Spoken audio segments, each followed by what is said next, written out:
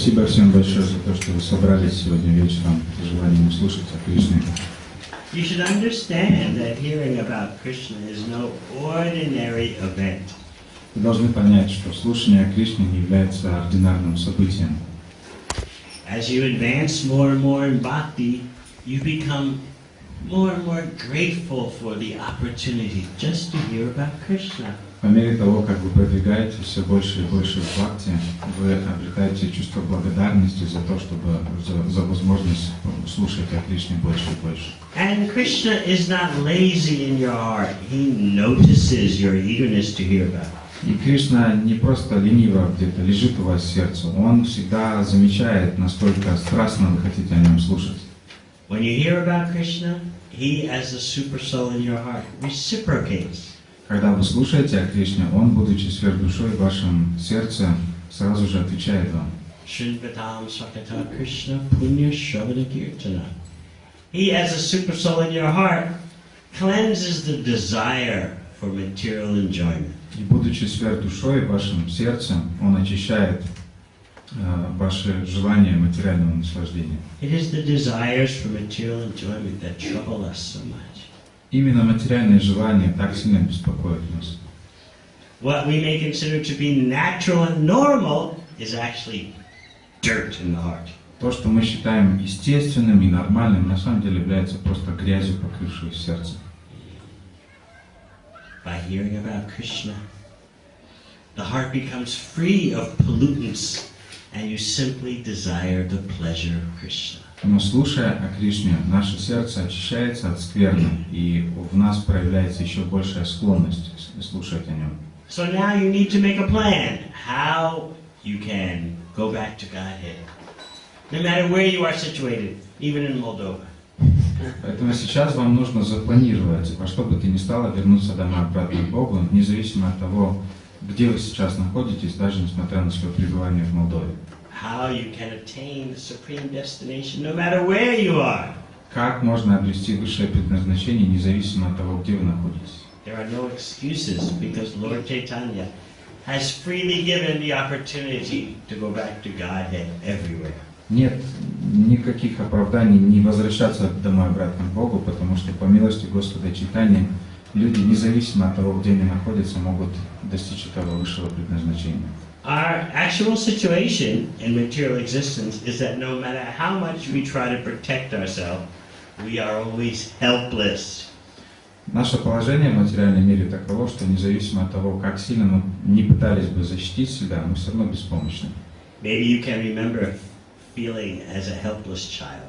Может быть, вы помните свое чувство беспомощного детства. Walking with your parents on a busy street, you held their hand tightly because there were so many big people everywhere and cars and traffic. Вы идете по большой улице в центре города, держитесь за руку своих родителей, и вокруг вас столько людей, больших зданий, быстро движущихся машин. Can you remember this? Помните такие ощущения?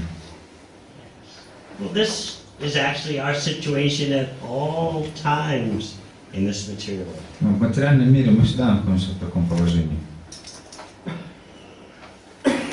We don't know what the next problem will be that tomorrow brings. Мы даже не знаем, какую следующую проблему завтра принесет нам. But we artificially think we are safe and secure by surrounding ourselves with false protection. Но искусственно мы начинаем думать, что мы в безопасности и мы застрахованы всякими разными материальными вещами, которыми мы окружаем свою жизнь.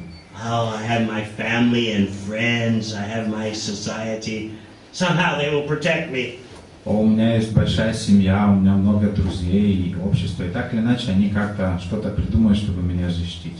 No one likes to be alone in this world. В этом мире никому не нравится оставаться в одиночестве.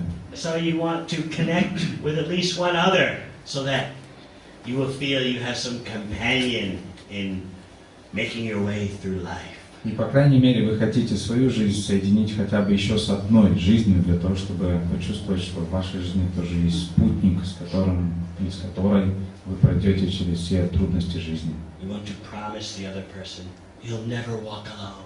И вы хотите обещать вот этой другой личности, что ты больше в жизни никогда не останешься в одиночестве. To be left alone, to face material existence, it can be very terrifying. Оставаться в одиночестве, лицом к лицу с материальной реальностью, это может быть ужасным опытом. So you appeal to at least one person, and as many as you can, walk together with me. И вы обращаетесь к как много большему количеству людей, или по крайней мере к одному, что, пожалуйста, пройди же со мной рядом этот жизненный путь. As one famous philosopher said, who eventually killed himself. Один знаменитый философ сказал кое-что, потом впоследствии он закончил жизнь самоубийством. After he won the Nobel Prize. После того, как завоевал Нобелевскую премию. Don't try to lead me, don't try to follow me, just walk together with me through the chaos. Не пытайтесь покинуть меня, не пытайтесь идти рядом со мной, не пытайтесь покинуть меня, просто пытайтесь идти рядом со мной через весь этот жизненный хаос. What do you think? Что вы думаете об этом? There is no meaning, there is no purpose. So I cannot lead you, and you cannot lead me. But together, we will walk through the chaos. Нет никакого смысла в жизни, никакого замысла. Я не могу вас вести по жизни, и вы не можете мне ничего советовать. Поэтому давайте просто вместе дружно будем идти через весь этот хаос. And if while walking together through the chaos, we can just taste a few drops of honey, that'll be all right. Если, проходя через весь этот жизненный хаос, мы сможем испытать хотя бы пару капель медового наслаждения, это будет счастье. Isn't that so? Не так ли? In Kyiv, I was speaking about the example of the fly and the honey-covered toast. В Киеве я давал этот пример о мухе и о горшке о баночке с медом. The fly buzzes through the air, and then it senses that there is something very attractive on that toast. Муха летает повсюду и вдруг чувствует, что тут есть что-то вкусное, она испытывает этот запах меда, который находится на этом кусочке хлеба. What does the fly sense? И что муха чувствует? Honey. Мед. What every fly wants. Это то, чего хочет муха. So the fly lands in paradise. И муха приземляется в рай. On the honey-covered toast. Прямо на кусочек хлеба, покрытый толстым слоем меда. Of course, you don't want the fly there, but for the fly, this is the ultimate. Конечно, вы не хотите бутерброды с медом с мухами, но мухи сами, они только и мечтают о таком раю. The fly is not caring what you're thinking, and you're not caring what the fly is thinking. Мухе начихать о том, что вы думаете, а вам начихать на то, что муха думает. That is the nature of material existence. Everyone goes for himself. Такова природа материального существования. Каждый думает о самом себе. I benefit and you suffer. That's okay. Если я получаю благо, а ты страдаешь, то мне наплевать. I'll get what I want, and then it's all right that you don't get what you want. Я получу то, что я хочу. Если ты чего-то не получишь, мне нет никакого дела до этого. I'll get what I want, and all the persons in relation to me, they'll get what they want. Я получу то, что я хочу, и все мои родственники получат то, что мы хотим. My family, my people. Моя семья, моя нация, мои люди. They should be happy. Они должны быть счастливы. Doesn't matter that others suffer. И нет никакого дела до того, что другие страдают. So the fly lands in paradise. И вот муха приземляется в раю. The taste of honey. Вкус меда. But then what happens? И затем что случается?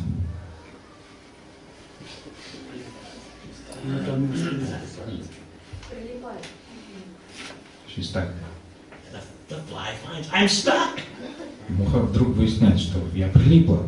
But actually, this is wonderful to be stuck in honey. Но это замечательно, я прилипла в меду. So at first, the fly is just overwhelmed by the happiness of being surrounded by honey.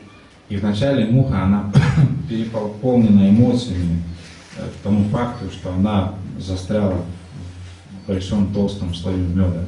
And then the fly says, okay, time to go. И затем муха, наевшись, думает, ну хорошо, время уже, пора отправляться отсюда. Can't go anywhere. Она не может взлететь. And the more that it struggles, the more it's caught. И чем больше она пытается выбраться, тем больше она еще приклеивается. The fly tries this solution, that solution. Муха пытается решить ситуацию с помощью этого решения, с помощью вот этого решения, этого способа решить проблему. Moving its legs this way, moving its legs that way. Она двигает своими ножками таким способом и таким способом. Moving it, vibrating its wings like this and that. Вибрирует своими крылышками таким образом и по-другому. But the more it struggles, the more entangled it becomes. Но чем больше она старается, тем больше она запутывается, прилипает. But remember, while the fly is struggling, it's tasting the honey. Но помните, вот в тот момент, пока она сражается, она все еще испытывает вкус меда. So, from the viewpoint of the conditioned soul, what is the important thing? И с точки зрения обусловленной жизни, обусловленной души, что является важным? Who knows? Кто знает? Enjoy. Taste of the honey. Да, вкус меда. And from the viewpoint of one in transcendental knowledge, what is the important thing? А с точки зрения человека, который находится, обладает трансцендентным знанием, что является важным? To give enjoyment to Krishna. No, from the viewpoint of one in transcendental knowledge, in this scenario, the important thing is that the fly is simply in a death struggle. То есть для человека, который обладает трансцендентным знанием, в рамках этого примера важным моментом является то, что муха запуталась, она прилипла к меду. So there are two different visions of the same thing. То есть одинаковая ситуация, но по-разному, двумя разными видами видения воспринимается. That's why Krishna says in the second chapter of Bhagavad Gita, what is night for the transcendentalist is day for the materialist and vice versa. Именно поэтому в Бхагавад-гите Кришна говорит, что то, что является ночью для трансценденталиста, является днем для материалиста и наоборот. You have two different visions of the same situation. Одна и та же ситуация, но два разных вида видения. One person sees, oh, this fly is tasting such honey. Один человек смотрит и думает, вот эта муха и перепала, столько меда. The other person sees, oh, this fly is finished. It's struggling with so much energy, but it's doomed. А другой человек смотрит на эту муху и думает, ну все, ей конец. Она так сильно сражается, еще больше запутывается. Муха обречена. So what perspective is important to you? Теперь, какая из этих двух перспектив является важной для вас лично? If your intelligence is corrupted by material civilization, you'll just think, ah, the fly is so fortunate, it's tasting the honey. Если ваш разум полностью разрушен материальным влиянием, вы будете думать, эта муха так наслаждается медом. Somehow or other, get that taste. Так или иначе, просто вкуси этот вкус. And if your vision is through the eyes of Shastra, you will see that the fly is uselessly struggling. It's finished. Но если вы посмотрите глазами шастр, вы увидите, что эта муха, она просто бесполезно сражается, ей все равно конец. Some people will say, oh, you're being negative. Некоторые люди скажут вам, что вы такие негативные какие-то. Think positively. Думайте позитивно. Honey is there. Там же мед. See the bright side of life. Вы ищите светлую сторону жизни. But the intelligent person understands. This fly is finished. Но разумный человек понимает, мухе конец. And what will the fool say? А глупец что скажет? I don't care, finished or not. Honey. Мне нет разницы, конец ей или нет. Главное, что там есть мед. And then Once the fly realizes, I'm doomed, I finished myself, I'm stuck in the honey, the fly can then blame God. И в тот момент, когда муха осознает, что я обречена, то есть мне просто пришел конец, что ей еще остается, кроме как упрекать Бога в ее судьбе? What kind of God is this to make a situation in which the fly lands in the honey and gets stuck? Что это за Бог такой, который устроил таким образом, что мухи благородные летают и вдруг они прилипают к вкусному меду? The proof that there is no God is that the fly gets stuck in the honey. И доказательство того, что Бога не существует, это то, что мухи страдают, прилипшие к меду. Yes, you have heard some people say that the proof that there is no God is that there's so much suffering in this world. Слышали когда-нибудь такие слова, что доказательство того, что Бога нету, это сам факт наличия стольких страданий в этом мире? The fact that just one innocent person in this world has some catastrophe, that shows there's no God. Сам факт того, что даже одна личность в этом мире испытывает страдания, проходит через катастрофу, это уже доказательство, сильное доказательство того, что Бога нет. Why 7 million or 10 million persons can die in a Holocaust? If just one person dies from such excessive cruelty, that shows that there's no justice, and that means there's no God. Не надо там 5 или 7 миллионов людей, которые погибли во время Холокоста. Даже если один человек умрет в результате каких-то страданий, это уже само по себе будет доказательством того, что не существует Бога. So what do you say to that? Что вы на это ответите? Such persons will say that the innocent fly dies in this world is totally unjust. Невинная муха умирает в этом мире. Как ее жалко, несправедливо. If there's a God, He should allow flies to land in the honey and enjoy with no problem. Если бы Бог был, Он должен был бы позволить всем мухам наслаждаться медом и не прилипать без никаких проблем. Right? Правда?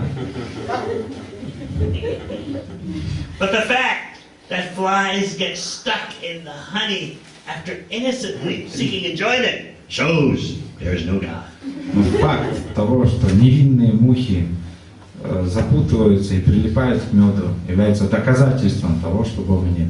The fly is just buzzing through the air and sees some honey and innocently lands in the honey. Муха бедненькая бзыкает себе по воздуху и невинно видит немного вкусного меда и прилипает к нему. Why doesn't God allow that? Почему Бог позволяет этой несправедливости иметь место? True perfection in existence means to let flies land in honey. Истинное No problem. совершенство творения заключалось бы в том, чтобы мухи бзыкали везде, кушали мед и затем не прилипали нигде. A real God will allow sense gratification with no problem. Настоящий Бог позволил бы нам наслаждать свои чувства без никаких проблем. But the fact that we have so many problems when we try to enjoy material life shows there's no God. Но факт того, что у нас столько всяких проблем в материальном существовании, просто доказательство является доказательством того, что Бога нет.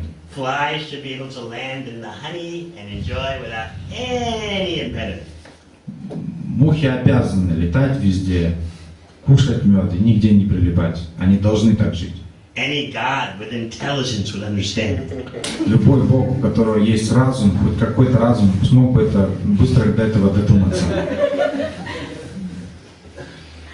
This is how people think. Вот как люди думают. So they get very angry when there are the severe problems of material existence. И они очень сильно гневаются, когда люди испытывают тяжелейшие проблемы материального существования. Why did God let this happen? Why did God let that happen? Почему Бог позволил, чтобы это случилось и чтобы это имело место? I remember after the 9/11 in New York. Я помню после этого дня 9/11, который имел место в Нью-Йорке. I was listening to one security guard at one of the buildings, and he was lamenting for the loss of all his friends. Я слушал интервью с одним охранником, который работал в одном из этих зданий-близнецов, и он рассказывал сокрушался о том, что он потерял всех своих друзей, сослуживцев. He was a Christian man.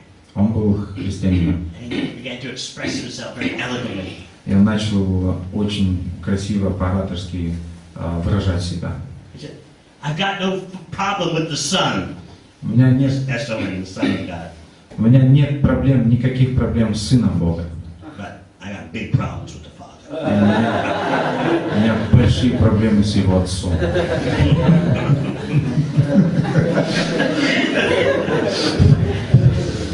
What kind of father would allow this catastrophe to happen? Что такое за папаша позволил бы, чтобы такие катастрофы имели место? The question that the devotee asked is, why is the fly going to the honey? Но вопрос, который преданный задает, заключается в очень простой истине. Почему муха летит в сторону этого меда? Oh, but no one in society wants you to ask that question. Но в нашем обществе никто не хочет, чтобы вы задавали такого рода вопросы. Oh, it's very dangerous. Это очень опасно. How can you ask such a question? Как вы вообще можете задавать такие вопросы? Why is the fly going to the honey? Почему муха летит на мед? It's just natural, it's part of life. Это же естественно, это часть жизни. But we ask that question. Мы задаем такие вопросы. We say the fly doesn't belong in the honey. Мы просто отвечаем, что муха не должна жить в этом меду. But people protest. You shouldn't ask those kind of questions. Но люди протестуют. Вы не должны такого рода вопросы вообще задавать. I know one devotee who became a devotee when she was 16.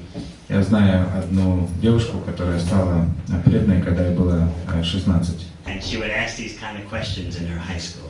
И в своем университете она задавала такого рода вопросы. And what would the teacher say? И что учителя отвечали? You ask these kind of questions because you're a teenager. Вы задаете такие вопросы, потому что вы тинейджер.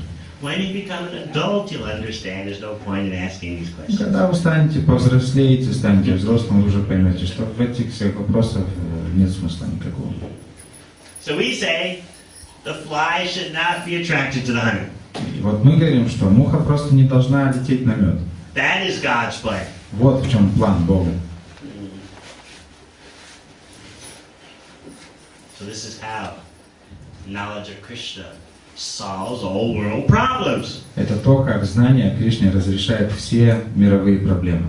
Our four regulative principles, as you know, break the four pillars of sinful activity. Наши 4 регулирующих принципа, нарушение этих принципов разрушает 4 столпа религии.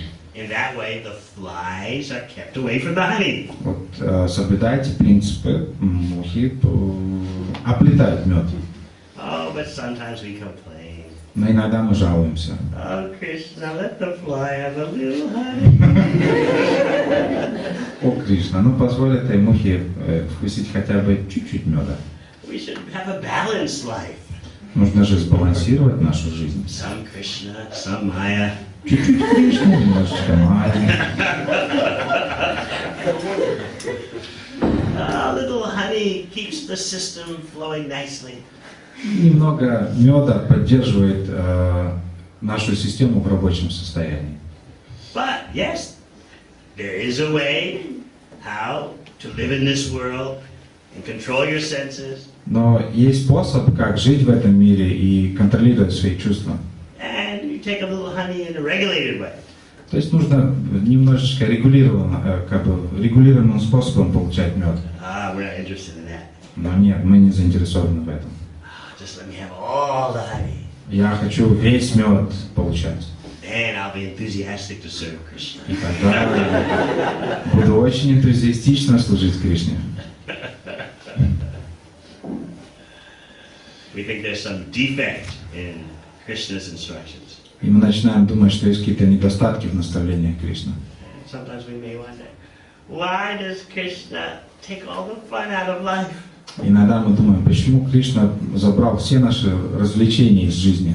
He won't let us have any pleasure. Вообще никаких наслаждений не оставил.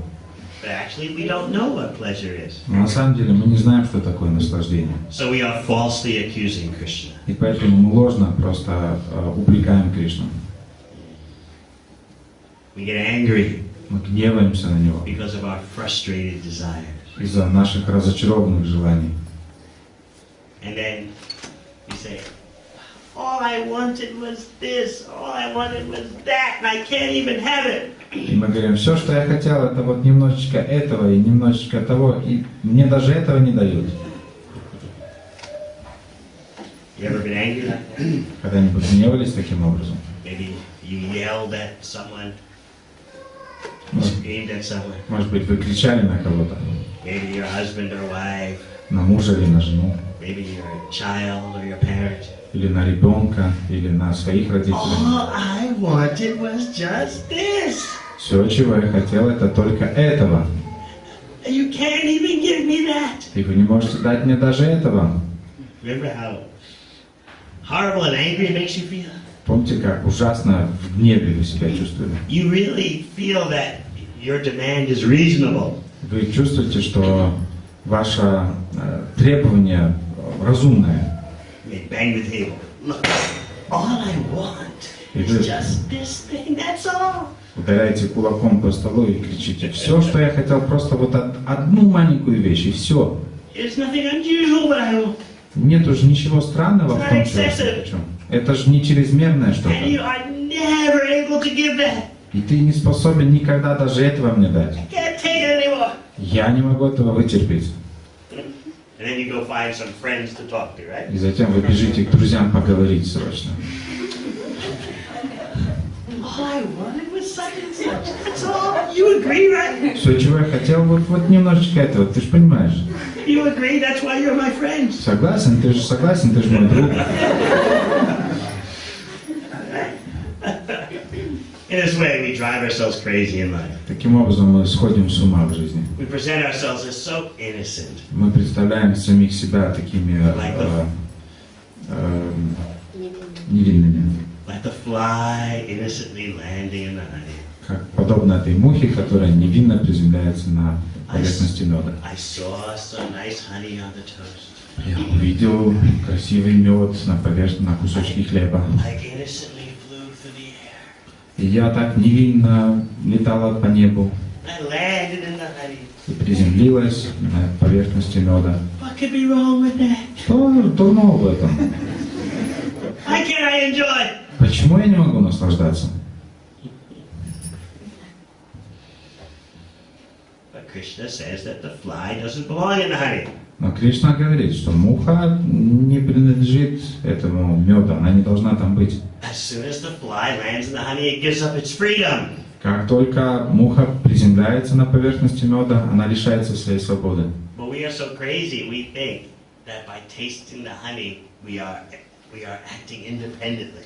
Но мы настолько сумасшедшие, что мы считаем, что приземлившись на поверхности меда, мы действуем независимо. I see the honey. Я вижу мед. I land in the honey. Я приземляюсь на поверхности меда. I taste the honey. Я испытываю вкус меда. This is an expression of my independence. Это выражение моей независимости. But material existence is designed in such a way that the more you try to become independent, the more dependent you are. Но материальное существование устроено таким образом, что чем больше вы пытаетесь стать независимым, тем больше вы попадаете в зависимость. If you can see this mystical paradox, you'll save yourself so much trouble. Если вы поймете, в чем заключается этот мистический парадокс, вы спасете себя от множества сложностей. Everyone in this world wants to be independent. Каждый в этом мире пытается быть независимым. The women want to be independent, the men want to be independent. Женщина хочет быть независимой, мужчина хочет быть независимым. Teenagers want to be independent. Тинейджеры хотят быть независимыми. This ethnic group, that ethnic group, everyone wants independence. Эта этническая группа, та этническая группа, все хотят быть независимыми. And by their efforts, they simply become more and more bound by material nature. И в результате, как следствие своих усилий, они еще больше и больше запутываются в материальной энергии. That is the mystical trap of Maya. Вот в чем заключается мистический капкан Майи. Remember when you were a teenager? Помните, когда вы были тинейджером? Oh, I shall enjoy as a teenager, be free of my parents. Я буду наслаждаться сейчас, независимо от своих родителей. I will enjoy life with my teenage friends. Я буду наслаждать свою жизнь в обществе своих друзей-тинейджеров. I shall do what I want. Буду делать все, что я хочу. And then you find out that you are entangled in so many problems. И затем вы выясняете, что вы запутались в стольких проблемах. And then you become in your 20s. И затем вам наступает 20 лет. То есть And you think, when I was a teenager, I didn't know anything. и вы думаете, когда я был тинейджером, да я вообще ничего не понимал. I had no experience. У меня не было опыта. But now I'm in my 20s, I understand. Сейчас мне уже 20, я все понимаю. I want to be independent, so I will work hard. Я хочу быть независимым, поэтому я буду тяжело работать. Teenagers want pleasure without work. But adults understand that you must work to have pleasure. Юноши хотят наслаждения без работы. Вот, но люди, которым взрослые, которым 20 лет, они понимают, что хочешь наслаждения, работай. Actually, teenagers, they work very hard because they're so concerned with how others perceive them. На самом деле, тинейджеры тоже очень тяжело трудятся над своим имиджем, потому что они очень озабочены тем, как люди их воспринимают. Maybe you have forgotten that. Может быть, вы забыли уже об этом. Teenagers are so concerned about their self-image, and are they hanging out with the right people and doing the fashionable things. Тинейджеры очень озабочены своим внешним видом, с кем они тусуются и как они выглядят вообще внешне. This is hard work. Это очень тяжелая работа. But when you go into your 20s, then you understand, I should get a job and work hard in order to be free. Но когда вам наступает 20 лет, вы начинаете понимать, что мне нужно тяжело работать и заиметь работу для того, чтобы воистину быть свободным. The goal is still the same, how to be free and independent. Цель вся та же, быть независимым и свободным. And then you join together with some man or woman and say, together we will help each other to be independent and free. И вы соединяете затем свою жизнь с мужчиной или женщиной, и вы думаете, вот теперь мы вместе, одной командой будем трудиться для того, чтобы быть свободными. You're actually handing over your freedom, but you think, together we will make freedom. На самом деле вы лишаетесь в этот момент свободы, но иллюзия такова, что вы думаете, что вот теперь вместе мы будем свободными. And then, when you are in your 30s, you think, more independence, more freedom would be created if we have our own tribe. И затем, когда вам наступает 30 лет, вы начинаете думать, что теперь еще большей свободы мы достигнем тогда, когда мы создадим свое собственное племя. We'll have our own tribe of children. У нас будет целое племя детишек. They'll be ours. Они будут нашими.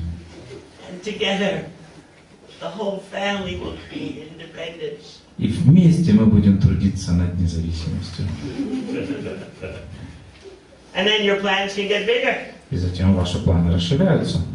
All the people of our ethnic group together will be free. Люди нашей этнической группы, мы вместе должны трудиться ради свободы.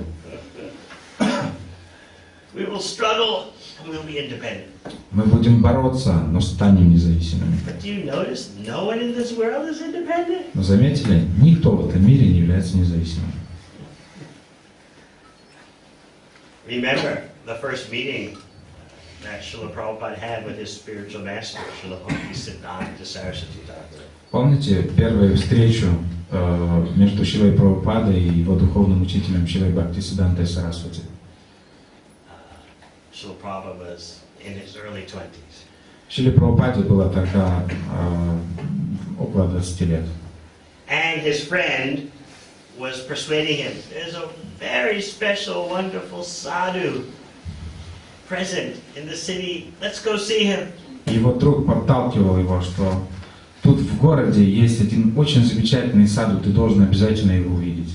And Srila Prabhupada said, nah, I've seen enough of all these sadhus, they're all just cheaters. И Шрила Прабхупада сказал, нет, да я уже насмотрелся в детстве этих всех саду, все не обманщики. The friend said, no, this one is for real.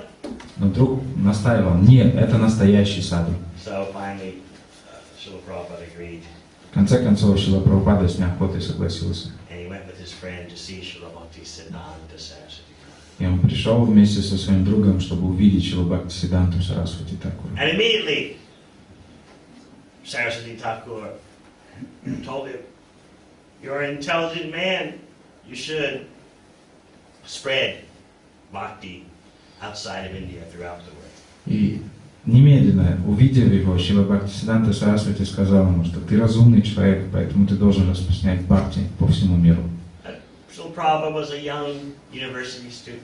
Шрила Прабхупада был молодым студентом в He университете. said, but India is not independent, it's controlled by the British, therefore who will listen to us? И он сказал, но Индия не является независимой, британцы оккупировали Индию, кто нас вообще будет слушать по всему миру? First, India should get political independence, and then we can effectively spread the mission of Lord Chaitanya. Вначале Индия должна обрести политическую независимость, и затем мы сможем свободно по всему миру распространять послание Господа Чайтаньи. But Srila Bhaktisiddhanta Saraswati Thakur rejected this. Но Шрила Бхактиведанта Сарасвати Такур отверг это. He said, Bhakti, Krishna consciousness is so important, it cannot wait for anything. Он сказал, что бхакти, сознание Кришны настолько важно, что оно не может ждать никаких таких внешних перемен. It has nothing to do with these temporary states of existence in this world of political independence, political dependence. Нет ничего общего между сознанием Кришны и политическим состоянием этого мира, зависимость или независимость. Think about that in terms of your own life. Подумайте об этом вот с точки зрения своей личной жизни. Bhakti is so important, it can't wait for any reason. Бхакти настолько важно, что не может дождаться никакой причины. If you can live your life based on that realization, then you are on your way to being liberated. И если вы можете прожить свою жизнь на основе этого откровения, тогда вы достигнете совершенства. You are on your way to never seeing another material body. Вы встанете на путь того, чтобы больше никогда не созерцать еще одного материального тела. That is the real independence. Вот в чем истинная, настоящая независимость. So just think about this mystical trap of Maya. Поэтому только задумайтесь об этом мистическом капкане Майи. The more you try to be independent, the more dependent you become. Чем больше вы пытаетесь быть независимым, тем в большую зависимость вы впадаете. Remember about the fly and the honey. Помните всегда этот пример мухи и меда. The more the fly struggles to get free, the more trapped it becomes. Чем больше муха пытается освободиться, тем больше она еще приклеивается. The more that you try to fix your material situation through adjustment and improvement, the more trapped you become. Чем больше вы пытаетесь починить свою разобранную материальную ситуацию, тем больше вы только запутываетесь в ней. So you may be thinking, I will just do this, I will just do that, and things will be better. Вы можете думать, да мне надо только вот это закрутить и вот это вот сделать, и все будет лучше, гораздо лучше. No, simply like the fly, I'll just move my wings this way in the honey, that way in the honey, things will be better. No, you become more entangled. Нет, вы подобны просто этой мухе, которая думает, нет, я вот буду своими лапками вот так дергать, и вот так дрыгаться, и вот так вот крылышками как-то трясти. Но на самом деле нет, вы еще больше просто приклеиваетесь. If you can see this principle, you'll save yourself so much trouble. Если вы поймете этот принцип, вы просто для себя решите столько проблем. But we don't want to see. Но мы не хотим этого видеть. Why? Почему? Because of the drops of honey. Да, потому что мы хотим испытать хотя бы вкус капельки меда. And this way we go crazy. Таким образом мы сходим с ума. Sometimes people even say, I don't care that I'm struggling, it doesn't matter. Ah, the honey. Иногда люди говорят, что да мне нет никакого дела до того, что я страдаю. Главное — вкус меда. This is madness. Это сумасшествие. That's why Lord Rishabhdev in the 5th canto of Bhagavatam says, Nunam pramata kurute vikarma. You become mad when you consider material gratification as so dear to you. Поэтому Господь Ришабхадев в 7-й песне Шримад Бхагаватам, он говорит: "Ну нам прамата куруте викарма", что вы просто сходите с ума в своей попытке наслаждать свои чувства. And this madness causes you to perform so many sinful activities. И это сумасшествие вынуждает вас совершать столько греховной деятельности. Why? Почему? Yadindriya pritya apranoti. You think this material gratification is so dear to you. Ядиндрия прити априноти, потому что вы считаете, что эти чувственные наслаждения настолько для вас дороги. So Lord Rishabhdev concludes, Nasadu manye yata atmanoyam asannapi kleshada ashadeha. I don't think this is very intelligent. И поэтому Господь Ришабхадев приходит к выводу, что я не считаю это вообще разумным. To engage in this process by which you simply increase your material miseries. Вовлекаться в процесс, который только увеличивает ваши материальные страдания. But we are so stubborn. Но мы настолько упертые. Oh, I don't mind suffering. Just give me a few drops of honey. Да нет проблем, что я буду страдать. Дайте мне хотя бы каплю меда. Right? Правда? Mountains can rise and fall. Oceans can dry up or overflow their banks. I don't care. Горы могут расти и испаряться, моря могут появляться и сохнуть. Мне нет разницы. Главное, чтобы я почувствовал этот вкус меда. Just let me have a few drops of that honey. Просто дайте мне пару капель этого меда. This is our madness. Это наше сумасшествие. In the 3rd canto of Bhagavatam, Maitreya Muni explains a very interesting syndrome to Vidura. В 3-й песне Бхагаватам Маитрея Муни объясняет очень интересный синдром тут Видуре. Said there are only 2 kinds of persons who can be happy in this world. В этом мире есть только 2 вида счастливых людей. One is the self-realized, liberated soul. Первый вид людей — это осознавшая себя, освобожденная душа, Who never tries to enjoy material nature. который никогда не пытается наслаждаться материальной природой. But how many are in that category? Кто из вас в этой категории? Не стесняйтесь. The other is the complete materialistic fool. А другая категория — это полный материалистичный дурак. Just the ignorant sense enjoyer. Невежественный человек, наслаждающий свои чувства. So, I don't think anyone here is in that Я, category. конечно, не думаю, что вы находитесь в этой категории. So, Maitreya Muni explained, everyone in between these 2 categories must suffer. И Маитрея Муни затем объясняет, что все те, кто находится между этими 2 категориями, вот они как раз и страдают. So probably most of you would say, И вот теперь you're in this in-between category. я могу спокойно, наверное, утверждать, что вы находитесь вот именно в этой Sometimes going this категории. way, sometimes that way. Иногда вас привлекает к одной категории, иногда к другой. So the point of the bhakti process is to get you to go completely in the direction of the self-realized soul. Поэтому цель процесса бхакти заключается в том, чтобы направить вас вот в сторону осознавшей себя души. Of course, the materialistic fool is not really happy. Конечно, материалистичный глупец не является счастливым. Such a person is like a pig that thinks, oh, it's so wonderful in the mud with the garbage. Такой человек подобен свинюшке, которая просто копошится в грязи и думает: ой, как здесь прекрасно и вкусно. Have you ever studied pigs? Изучали когда-нибудь свиней? They don't keep pigs in Moldova. У вас в Молдавии, конечно, нет свиней, я понимаю. Или есть? Да, я вот. Yes. Have you ever watched? А вы наблюдали за ними когда-нибудь? So that is like the materialistic fool. Вот материалистичный дурачок, он подобен такой свинье. It's actually suffering. Он просто страдает. The pig thinks that its activities are so important. Но свинюшка думает, что моя деятельность самая важная. Once I was doing a program in Australia. Однажды я проводил программу в Австралии.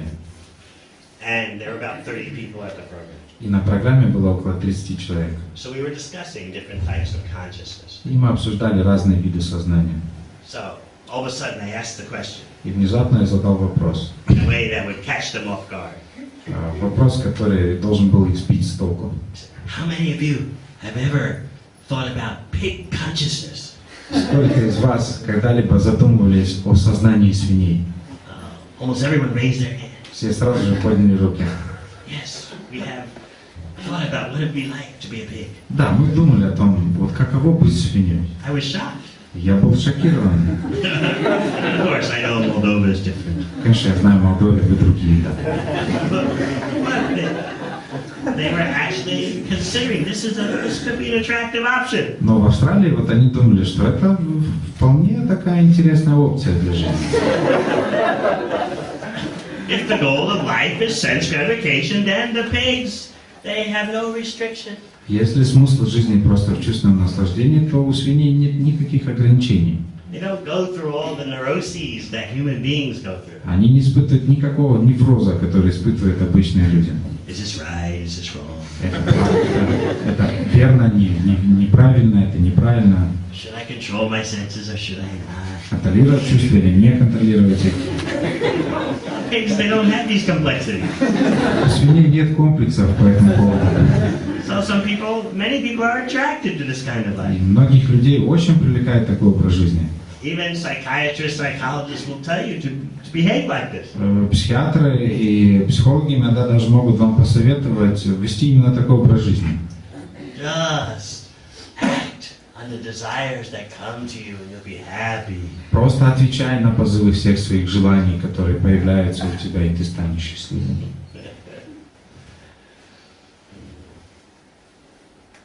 Many say like that. Многие говорят именно так. Sometimes when our devotees go to see them, they give that kind of advice. Иногда, когда наши преданные отправляются к психологам, они получают от них такие советы. Oh, I've heard about those Hare Krishna rules. О да, я слышал об этих правилах Харе I could never follow such. Кришны. Я бы никогда не следовал таким.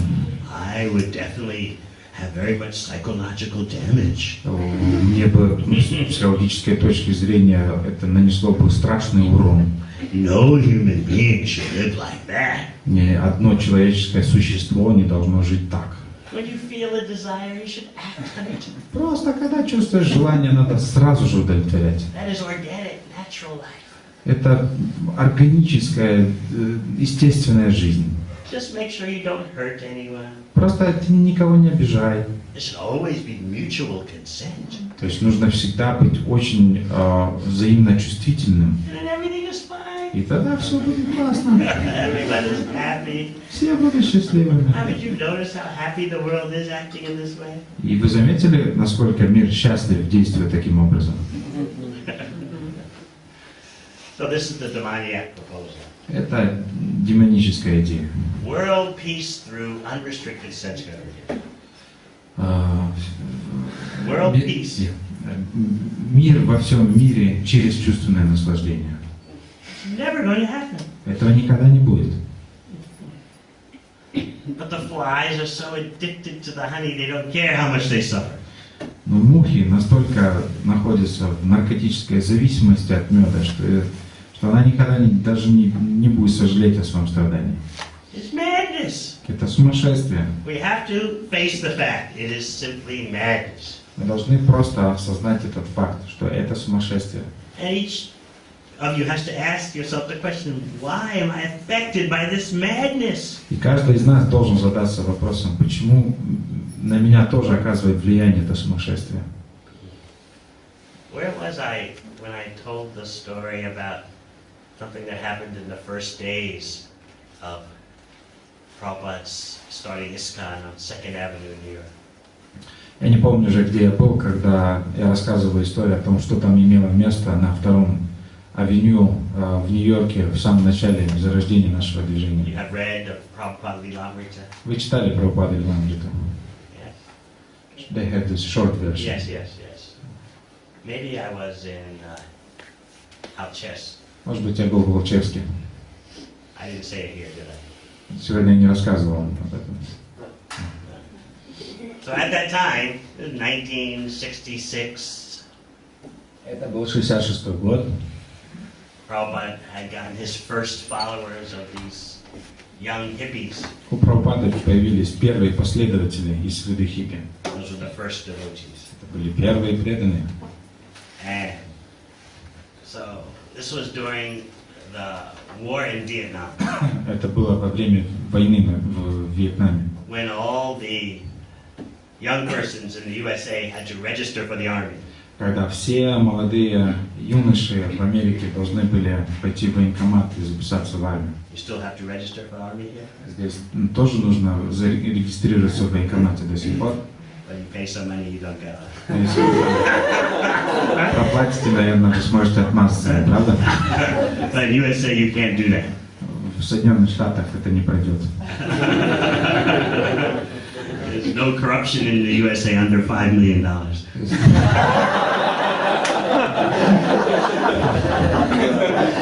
Ниже $5000 нет никакой коррупции в Соединенных Штатах. Up to that level, everyone is honest. До уровня $5000 все очень честные граждане Соединенных Штатов. So you cannot pay your way to avoid the army. Поэтому вы не можете просто как-то заплатить кому надо и избежать армии. But these new devotees, they didn't want to go to the army. They didn't believe in this war, and also they wanted to be Krishna conscious.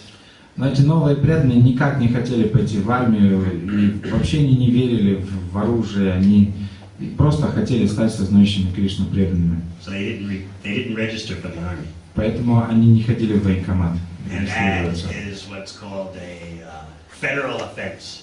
Это считается федеральным правонарушением. It wasn't like a local offense. Это не было нарушением закона на локальном уровне. So it comes under the jurisdiction of not the local police, but the FBI. И это сразу же впадает под юрисдикцию не местной полиции, а под юрисдикцию FBI, Federal police. федеральной полиции. So, and if they catch you because you hadn't registered, the penalty was that you'd be forced into the army and sent directly to the jungles of Vietnam. И если, не дай бог, вас поймают за то, что вы пытались избежать армии таким образом, если они вас ловят, они сразу отправляли вас на передовую в армии, сразу на войну. No other possibility. Не было никаких других способов. No nice desk job at some army base. Вам не дали бы никакой такой офисной работы где-нибудь в тылу, там, в армии. No.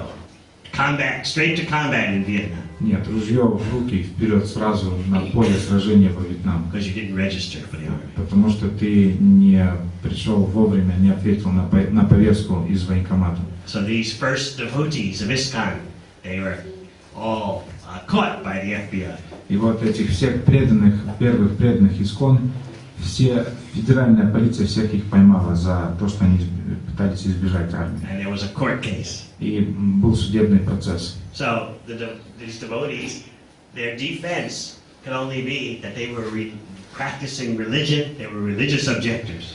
И единственная защита, единственное, чем могли преданные защищаться, это доводом того, что они практикуют определенный религиозный образ жизни. So they had to prove that they were full-time members of a genuine religion. И им нужно было как-то доказать, что они являются членами настоящей какой-то истинной религиозной традиции. But Krishna consciousness was brand new in the West. Но на Западе сознание Кришны было в новинку вообще. No one knew what it was. Никто даже не знал, что это такое. And there were very few Indians in the USA at that time. И в то время в США было очень мало индусов.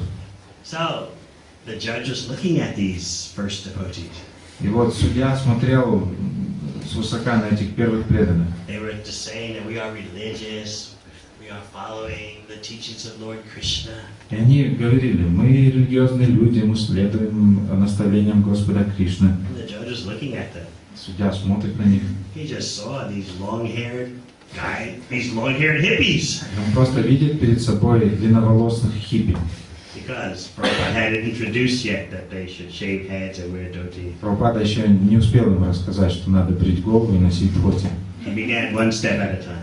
Он начал с одного шага за один раз. So the judge is looking. It looks like hippies to me with big beads around their neck.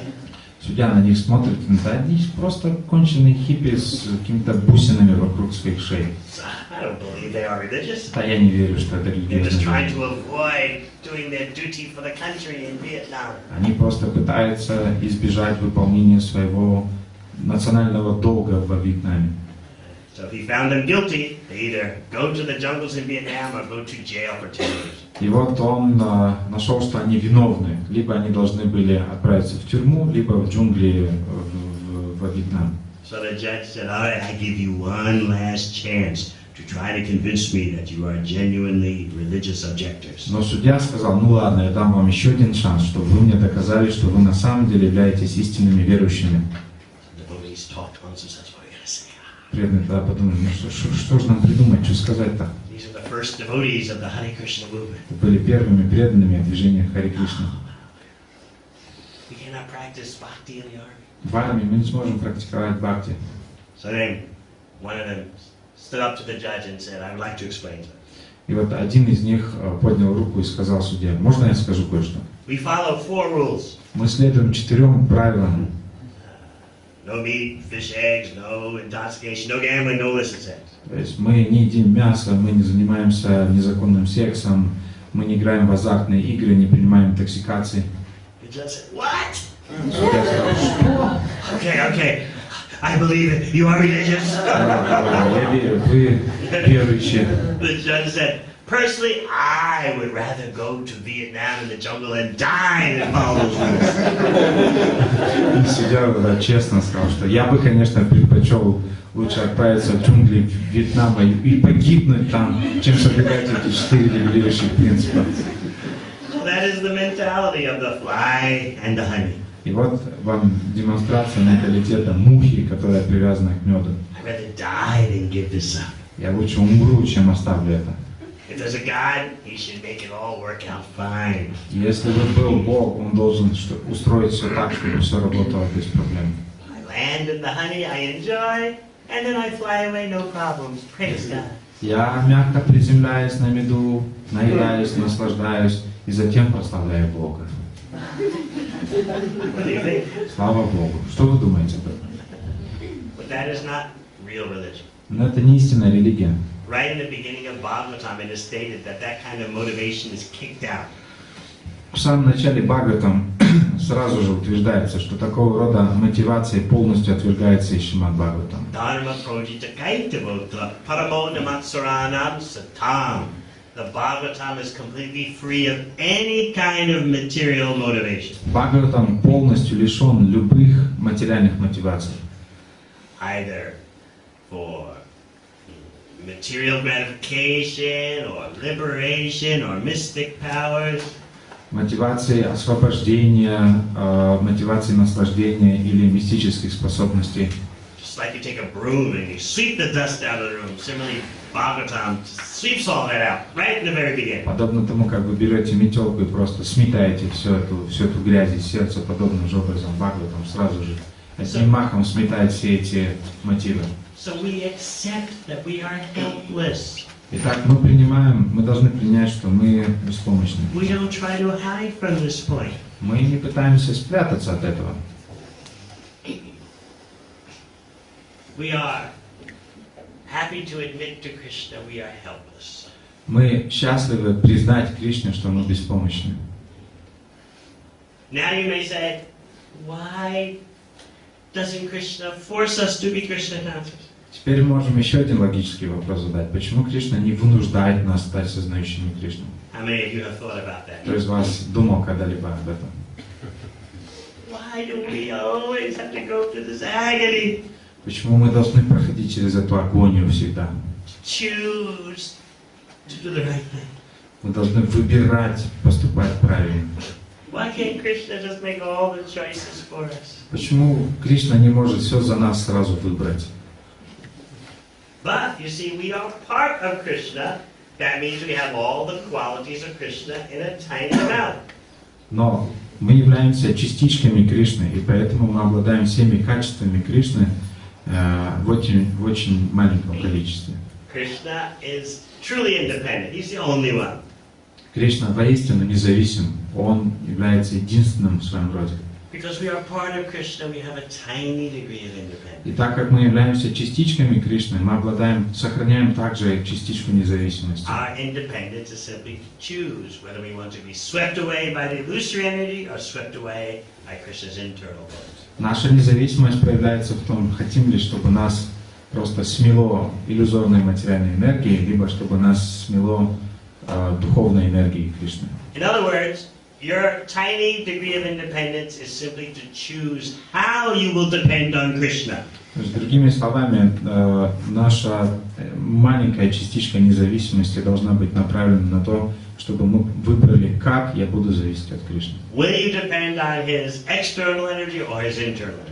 Будете вы зависеть от его внешней энергии или от его внутренней энергии? That's all. Вот и все.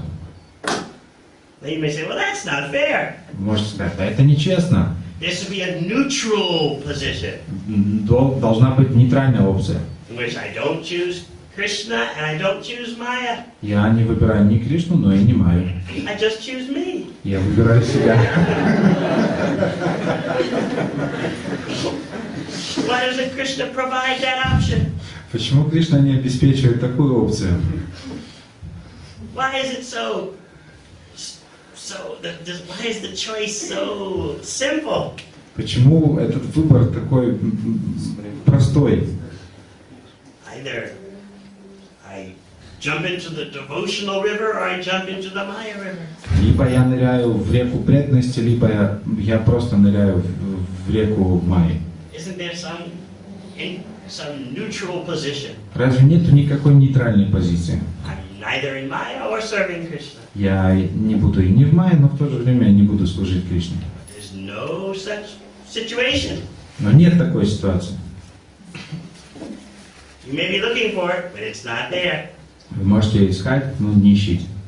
Sometimes unfortunate persons leave Krishna consciousness. Иногда такие неудачливые люди уходят из сознания Кришны. And sometimes they say, I just don't want to chant anymore and follow this process. But don't worry, I'm not going to go into Maya. Я не хочу больше воспевать, исследовать 4 регулирующим принципам, но не беспокойтесь, я в Майю не уйду. I'm just going to live a nice life on my own. Я просто буду вести благочестивый образ жизни, но буду сам по себе. I'll be a good person. Да, я буду хорошим человеком. Yeah. There's no neutral zone. Но нету нейтральной зоны. And that may irritate you. И это может вас приводить в ярость. Why can't Krishna make such a nice neutral zone? Почему Кришна не может устроить такую замечательную нейтральную зону? Why does everything have to be either darkness or light? Почему все либо черное, либо белое? Krishna knows what he's doing. Но Кришна знает, что он делает. We shouldn't accuse Krishna of making a mistake by giving us tiny independence. Мы не должны упрекать Кришну в том, что он ошибается, давая нам маленькую частичку независимости. And we shouldn't accuse Krishna of making a mistake by not overriding our independence. Overruling. И мы не должны в то же время упрекать Кришну за то, что он слишком много управляет нашей независимостью.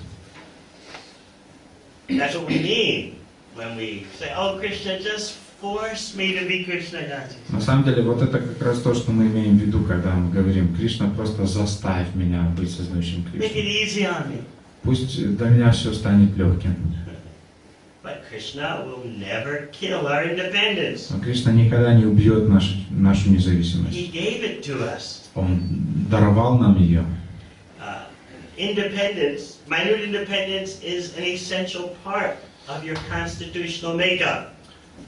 Частичка независимости является вашей конституциональной характеристикой вот этой частички Кришны. You can't get rid of it. Вы не можете от нее избавиться. It's actually there for giving Krishna pleasure. Эта независимость в вашем характере присутствует с целью, чтобы вы доставляли Кришне радость. So what is Krishna's mercy? В чем милость Кришны? His mercy is the instructions how to properly use your independence. Его милость проявляется в наставлениях относительно того, как правильно воспользоваться своей независимостью. Some devotees today were asking me, how does Krishna's mercy come to you? Некоторые преданные спросили меня, как милость Кришны приходит ко мне. Krishna's mercy comes to you as instructions for properly using your independence. Милость Кришны приходит в форме наставлений, которые объясняют вам, как правильным образом воспользоваться своей независимостью. But rather than our taking those instructions seriously, we say, "Oh, Krishna, kill my independence." Вместо того, чтобы серьезно воспринять эти наставления, эту милость, мы просто взываем Кришне: «О, Кришна, просто убей мою независимость. Force me to love you. Заставь меня любить себя». Have you ever said that to someone? Когда-нибудь говорили такое кому-либо? Have you ever said to some person, "Please force me to love you"? Когда-нибудь говорили кому-то: «Пожалуйста, заставь меня любить тебя». Is that how the marriages here are formed? Это вот так в Молдове происходит браки, No. нет? No one wants that. Никто этого не хочет. I explained this in, I think, in this book I wrote, Bhaktivinoda. Вот в этой книге, которую написал Бхактивinoda, я как раз там объяснял этот момент. No one wants forced love. Никто не хочет вынужденной любви. Everyone wants to feel that, the beloved has chosen me Каждый хочет чувствовать, что «О, мой возлюбленный выбрал меня, because of my all attractive qualities. избрал меня из-за всех моих привлекающих качеств». So if you don't want forced love, why do you want that Krishna gets that? Поэтому, если вы не хотите такой вынужденной любви, почему вы думаете, что Кришна этого хочет? You want Krishna to have something that you will not accept? Вы хотите, и вы думаете, что Кришна хочет что-то, что он не будет принимать? Let us use an example. Давайте я вам приведу один пример. Radha Govinda Prabhu told me he's been married for 12 years. Был женат 12 лет. 12? Yeah. So, suppose your wife is not here, is she? No. Okay. You can speak freely. Suppose when he sees her again, he says, "You know, after 12 years, I would like to tell you the truth." И вот я увижу Мокшарупу и скажу ей: знаешь, вот через 12 лет хочу кое-что тебе сказать. I only married you because the temple president forced me to. Я женился на тебе только потому, что Ачарья Чандра заставил. How do you think she would feel? Как вы думаете, что она будет чувствовать? Huh? How do you think she would feel? Как вы думаете, что она будет чувствовать? Horrible. Ужасно. Because everyone wants to think, oh, that you married me because you were attracted to me. Каждый хочет думать, что «О, ты женился на мне, потому что ты привлекся мной». Because I am beautiful, I am nice. Я красивая, я хорошая. But you won't accept forced love. Вы не примете такой вынужденной любви. But you want Krishna to have that? Но вы хотите, чтобы Кришна это имел? It's horrible. Вот этот ужас, Shows how crazy we are. это просто показывает еще раз, насколько мы сумасшедшие. Force me to love you. Кришна, заставь меня любить тебя. Why do I have to choose? Почему я должен выбирать? But choosing means that you're properly using your independence. Но выбор означает, что вы правильным образом используете свою независимость. Once you start choosing Krishna, then Krishna's all-attractive potency takes over. В тот момент, когда вы выбираете Кришну, в тот момент в силу начинает вступать всепривлекающая внутренняя энергия Кришны. Once you choose to swallow the hook, then Krishna starts to. В тот момент, когда вы проглатываете наживку, Кришна начинает сразу этот спиннинг тянуть на себя. But you have to make some choices. Но вы должны сделать выбор. Now, Lord Chaitanya makes the choosing very easy. И Господь Чайтанья дает нам возможность очень легкого выбора. Krishna is very strict. You know that, yes? Кришна очень строгий, знаете об этом? Bhagavad Gita, Krishna is strict. Кришна в Бхагавад-гите очень суров. Brahmabhuta prasanatmana sochati nakaushati samatsarveshu bhuteshu mandaptim lavate. First, you come to the Brahmabhuta platform in which you understand that you are pure spirit soul. Вначале ты должен подняться до уровня Брахма-бхуты и осознать, что ты чистая духовная душа. You see all living entities as equal. Ты должен воспринимать все живые существа на одинаковом уровне. You become free from all material hankering and lamentation. Должен освободиться от всех материальных устремлений и скорби. In this situation, you can begin devotional service to Him. И вот только в этом положении ты можешь только начать свое преданное служение. Now, how many of you were on that level when you took up bhakti? Теперь, кто из вас был на этом уровне, когда вы приняли путь бхакти? How many of you walked into the door here on the Brahmabhuta? Кто из вас вошел сюда, в дверной проем, на уровень сразу Брахма-бхуты? Anyone? Кто, да? Из вас? Then why are you here doing devotional service? Так, а что вы тут делаете там? Преданное служение, типа. You are here because Lord Chaitanya has broken all of Krishna's rules for distribution. Вы здесь, потому что Господь Чайтанья нарушил все правила, которые установил Кришна.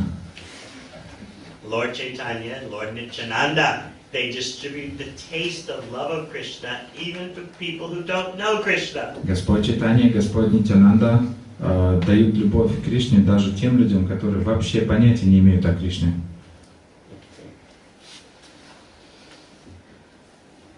If you've ever been to India, and especially Vrindavan, Loi Bazaar, Вы когда-нибудь были в Индии, и особенно во Вриндаване, на Лой Базар ходили? yes, many of you have been there. Многие из вас были там. The merchants there who sell fruit and sweets, they're always calling, Prabhu, Prabhu, come over here, come over here. Торговцы, которые на Лой Базаре продают фрукты или сладости, они все кричат: Прабу, Прабу, подойдите сюда. Sit down, taste this. Садитесь, вот попробуйте это. Taste these sweets. Попробуйте эти сладости. Sit down, taste the fruit. Да, посидите чуть-чуть, попробуйте этот фрукт. And then they try to sell you. И потом они пытаются это вам продать. So Lord Chaitanya and Lord Nityananda are like that. Вот Господь Чайтанья и Господь Нитьянанда, они Prabhu, такие: Prabhu, just sit down, taste this love of Krishna. Прабу, подойдите, сядьте, расслабьтесь, просто вкусите эту любовь к Кришне. Oh, you don't know who Krishna is? О, вы не знаете, кто такой Кришна? Don't worry, just taste the love of Krishna. Да, не важно. Главное, вы испытайте чуть-чуть вкус любви к Кришне. How do you taste love of someone that you don't know? Как можно испытать любовь по отношению к кому-то, кого вы вообще не знаете? But it is Lord Chaitanya's inconceivable mercy. Но в этом проявляется непостижимая милость Господа You Чайтаньи. taste love of Krishna even though you don't know who is Krishna. Вы испытываете любовь к Кришне, даже несмотря на то, что вы толком не знаете, кто такой Кришна. And then after you taste, then Lord Chaitanya says, okay, let's talk business. И после того, как вы вкусили, после этого Господь Чайтанья говорит: ну что, теперь займемся делом, будем делать бизнес теперь. First taste, then surrender. Вначале вкус, а потом он заставит вас предаться. Whereas Krishna says, first we talk about surrender, later is the taste. А Кришна говорит: вначале поговорим о предании, а потом будем говорить о вкусе. So this is how, even in the dense darkness of Kali Yuga, it is possible for the fly to give up the honey. И это то, как даже в тьмущую Кали-юги муха может оставить свою привязанность к меду. Because Lord Chaitanya says, taste the superior, and then we discuss what to do with your life. Потому что Господь Чайтанья говорит: вначале испытай высший вкус, и затем побеседуем, что мы делаем дальше с твоей жизнью. So not just new devotees, but even old devotees should remember this. И не только новые преданные, но также и преданные постарше должны всегда об этом помнить. We should arrange our lives so that we are always increasing our taste of Lord Chaitanya's Мы mercy. должны устроить свою жизнь таким образом, чтобы всегда испытывать вкус той любви, которую дает Господь Чайтанья. We should actively pursue the taste of hearing and chanting about Krishna. Мы должны активно углублять этот вкус к слушанию и воспеванию о Кришне. That is the symptom of spiritual advancement. Это признак духовного продвижения.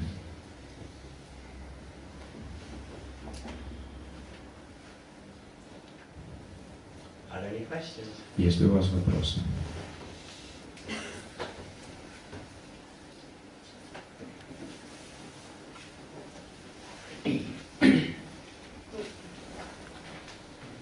Может, не хорошо, почему он сам не стал?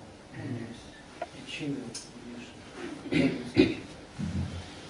What was the reason that you started to walk on this path? What was the reason? You personally started to walk on this path. I recognized that it was the superior way of life. В чем причина, что вы лично встали на этот путь? Я осознал, что в этом высший смысл жизни. I was looking for the superior knowledge and the superior pleasure. Я искал высший вид знания и высший вид наслаждений.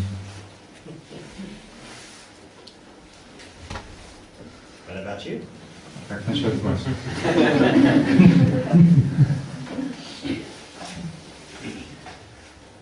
встретил I met the devotees.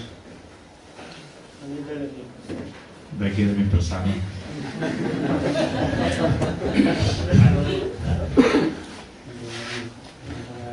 And I liked it. Are they still giving you prasada? Они продолжают вам давать. Do you still like it? И вам по-прежнему нравится. So you are a prasadam bhakta. То есть вы бхакта прасада. No other reason. Нет другой причины. Ну, то, о чем говорил Махарадж, это беспокойство в какой-то момент колючие большие. Same as you explained that at some point I felt a lot of troubles in my life. They become very big. Ну, то есть видно какую-то альтернативу. And I started to look for some alternative. But what about the drops of honey? А как насчет вкуса капелька меда? Ну, да, иногда хочется. Sometimes I would like to do it. But what happens when the fly lands in the honey? Но что случится, когда муха приземлится на поверхность меда? Она пытается взлететь. She will try to fly out. Она уже приземлилась, похоже, там. It seems to be for a long time it already stuck. So don't waste this temporary human form. Не трать эту временную человеческую форму жизни зря. The real honey is in bhakti rasa, the taste of devotional service. Истинный мед находится в бхакти расе, во вкусе, чистому преданному служению. Thank you. That bhakti rasa includes nama rasa, the taste of Krishna's holy name. Бхакти раса включает в себя нама расу или вкус к святому имени Господа. So it's not that devotees are devoid of taste. Это не так, что преданные лишены вкуса. No, they get the real taste. Нет, они просто испытывают истинный вкус. But Maya is very tricky. Но Майя очень хитра. Maya gets inside your head and gives propaganda. Майя влазит вам в голову и начинает пропагандировать вам там. Why are you trying so hard for this bhakti rasa? Чего ты так мучаешься, чтобы обрести эту бхакти расу? It does exist, but only for a special few. Ну да, она там существует, но только для избранных. Do you really think you're going to be able to give up the mundane rasa? Ты что, думаешь, что на самом деле сможешь избавиться от мирской расы? Who do you think you are? Ты вообще кем себя возомнил? You know you're no saint. Ты знаешь, что ты не святой. Just give up this foolishness now. Так что оставь всю эту глупость прямо сейчас. Don't worry. I, your old friend Maya, will be nice to you. Не беспокойся, я твоя близкая подружка, давняя подружка Майя. Все устроено наилучшим образом. I'll give you nice sense gratification that won't make you work so hard. Я дам тебе чувственное наслаждение и не буду тебя заставлять тяжело трудиться. I'll arrange that material nature will cooperate with you. Я устрою все так, что материальная энергия захочет с тобой сотрудничать. In this way we start to listen. И мы начинаем слушать. Okay. I'm saying starts to make sense again. Да, похоже, в этом есть какой-то смысл. Вот. And then Maya tells you, I know you may be frightened by Krishna's statements in Bhagavad Gita. Затем Майя еще одну вещь вам скажет, что я знаю, что ты, скорее всего, тебя пугают эти жестокие утверждения Кришны в Бхагавад-гите. Материальный мир, дукхалаяма шашватам, временное и исполненные страдания. Это экстрим просто. This is just Krishna being psychological. Кришна использует психологическое давление. He's just trying to scare you. Пытается тебя испугать. So he presents things in this very extremist way. И он так по-экстремистски представляет. There's some point to that. Ну, конечно, в этом есть какой-то смысл. But you are now a mature devotee. Но ты же уже зрелый и преданный. You understand the need for balance. Ты же понимаешь, что нужно все балансировать. Shut the door to Maya completely. Нельзя просто хлопать дверью в нос Майи полностью. That causes psychological problems. У тебя появятся очень тяжелые психологические проблемы. So listen to me, your friend Maya, and we'll work out a program of Поэтому balance. ты прислушайся ко мне, к подружке Майи, и мы разработаем программу удобную.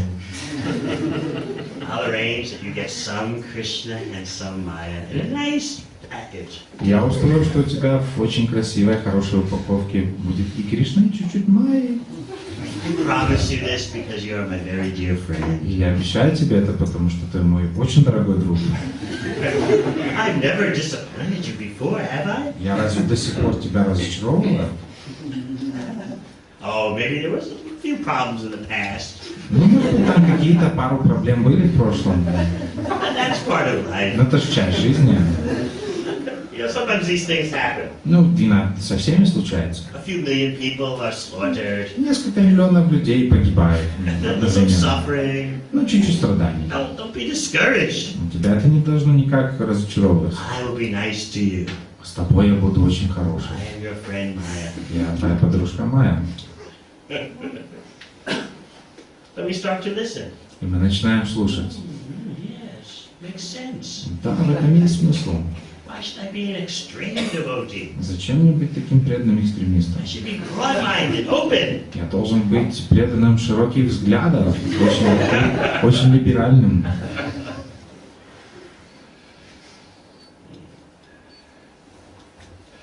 If we always keep in touch with Krishna conscious sound vibration, we'll be saved from this materialistic propaganda. Но если мы всегда будем соприкасаться с духовной вибрацией, мы будем в безопасности от этой пропаганды Майи. As soon as you associate with non-devotees, they fill your head with all kinds of material plans for adjusting this, fixing that, changing this. Как только вы начинаете общаться с непреданными, они сразу же наполняют ваш ум, что вот нужно это починить, и вот это немножечко переделать, а это доделать. And so you become contaminated. И это вас сразу же оскверняет. Yes, I can make my life better through material improvement. Да, я могу улучшить свою жизнь просто за счет материальных решений. There's so much that I'm not getting. Есть столько красивых вещей, которых я не получаю. There is better material sense gratification. It's there, I know. И я знаю, что есть еще лучшее материальное чувственное наслаждение. I'll get it. И я получу его. In this way, the fly lands in the honey. Таким образом, муха прилипает в мед. We take shelter of Maya. И мы принимаем прибежище у Майи. Srila Prabhupada described what that process is like. И Шрила Прабхупада описывал, что это за такой процесс. It's like a little child laying its head on the lap of the mother. Это как маленький ребенок, который ложит свою голову на колено к матери. And the mother says, "Oh, my dear child, just go to sleep on my lap." И мама говорит: о, мое дорогое дитя, просто засни у меня на колене. Don't worry about anything. Не заботься ни о чем. Yes, you have seen this, mother and little children. Видели когда-нибудь матерей с маленькими детьми? Go to sleep. Спи, мое маленькое дитя. Everything is okay. Все хорошо. And as soon as the child goes to sleep, what happens? Как только ребенок засыпает, знаете, что случается дальше? Maya says, cuts the head off. Майя просто берет топор и чпок, отрезает голову. Why did you do that? Ты зачем это сделала? Oh, sorry, there was a mistake. Прости, это случайно. Это ошибочка. Try again. Давай попробуем еще раз. There'll be no problem. Вот в этот раз точно не будет проблем. Again and again, we believe this. И вновь мы верим ей. And Maya, she cautions you, now don't try to question too much. И Майя еще вас предупреждает. Ты не задавай лишних вопросов. Don't try to inquire, why did I cut your head off? Ты не спрашивай слишком много, почему No, тебя that's not the way to deal with the situation. Не так надо решать проблему. Just, you drop some honey, open your mouth. А ну быстренько открой рот, тут у меня чуть-чуть меда для тебя.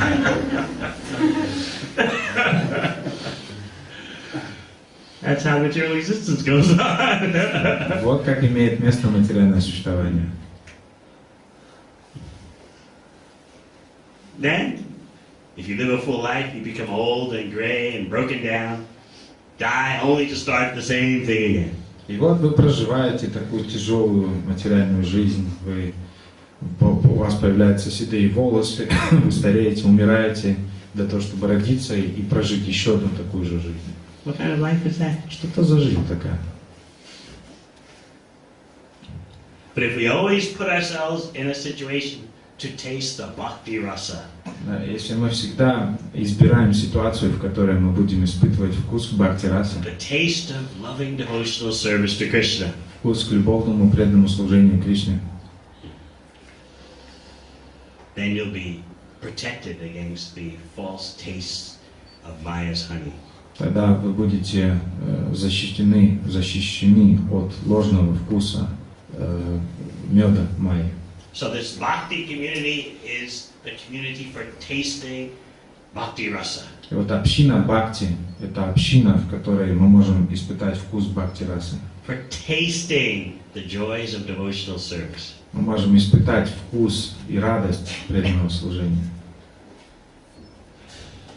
The more you taste the bhakti rasa, the more you become free of the mundane rasas. И чем больше вы испытываете вкус бхакти расы, тем больше вы избавляетесь от вкуса к мирской расе.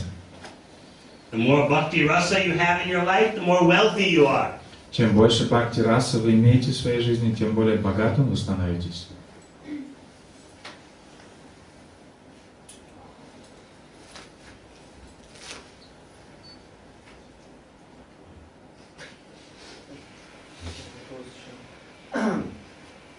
Ну вот, то, о чем говорил Махарадж, такие темы, что достаточно бескомпромиссно, это здорово, это привлекает. Часто среди преданных бытуют вот такие, то есть они обсуждают золотая середина, такие вещи, как вопрос формулирован, как относиться к подобным доктринам, заявлениям. То есть, потому что бытует мнение, что что-то было раньше, сейчас времена меняются, там, Дэша Калапата, как это можно относиться правильно. Чтобы не критиковать и как бы правильно себя вести. What should be my proper attitude towards different kind of devotees who are discussing nowadays about the middle way, that we should not be so extreme in our understanding, because what you explained just now is also sounding like quite strict, and this is actually very wonderful. But at the same time, devotees nowadays they are discussing that we should act according to Desha Kalapatra and should not be so strict in our dealings. And what should I do in order not to offend devotees, but at the same time to act properly? What do you mean by strict? Что вы имеете в виду, что вот я так, как бы строго говорю? What I have said is strict. Разве то, что я говорю, это строго? Может, я неправильно выразился. То есть это привлекает, что говорит Махарадж, об этом выборе правильном. I'm attracted by what you are saying about this proper choice that we should make. Может, строго, может, это не то. Maybe the word strict is not the proper word, but Может, достаточно прямая. quite straightforward. Maybe you are saying it is quite straightforward. Well, does the fly want to land in the honey or not? простите уже, ну, все-таки муха, она приземляется на поверхности меда или нет? Very straightforward situation. То есть это очень такая, ну, прямая ситуация, бескомпромиссная ситуация. I agree completely with that. Which rasa do you want to taste? The mundane rasa or the bhakti rasa? Какую расу вы хотите испытать, мирскую расу или бхакти расу? So what exactly is meant by the middle way? И вот давайте теперь разберемся, что они имеют в виду серединный путь. Ну, то есть из книг Шрилы Прабхупады он тоже говорит о том, что невозможно плыть в одной, ну, в двух лодках одновременно, но появляются даже какие-то произведения по этому поводу, преданные их обсуждают, какие-то книги. Ну, я не знаю, такое происходит, такие вещи. Как к этому относиться? Что происходит сейчас? Ну, происходят такие доктрины, такие утверждения преданных, что... Приведи какой-нибудь конкретный пример, потому что так говорим вокруг да около. Конкретный пример, что... Ну да, что мед все-таки нужен.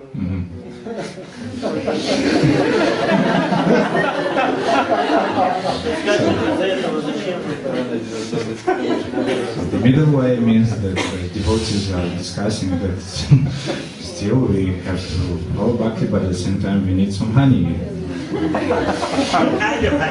А что за мед-то они хотят?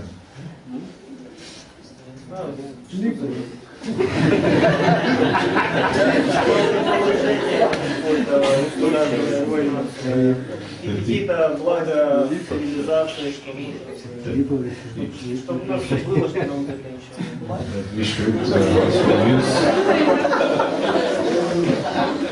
That we should also get some material benefit, and that we should not be so fanatical, and also should a little bit enjoy, and we should have things and not suffer for them.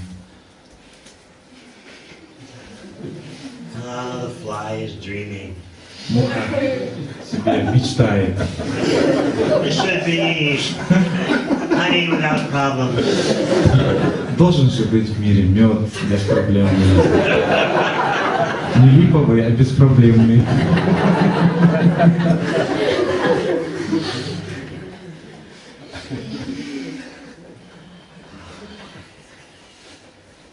One thing you have to become accustomed to is that there are different levels of devotee. С одним вы должны точно, вот одну вещь вы должны точно понять, что есть разные уровни преданных. And we have to be tolerant of all levels of devotees. И мы должны терпеть все уровни преданных.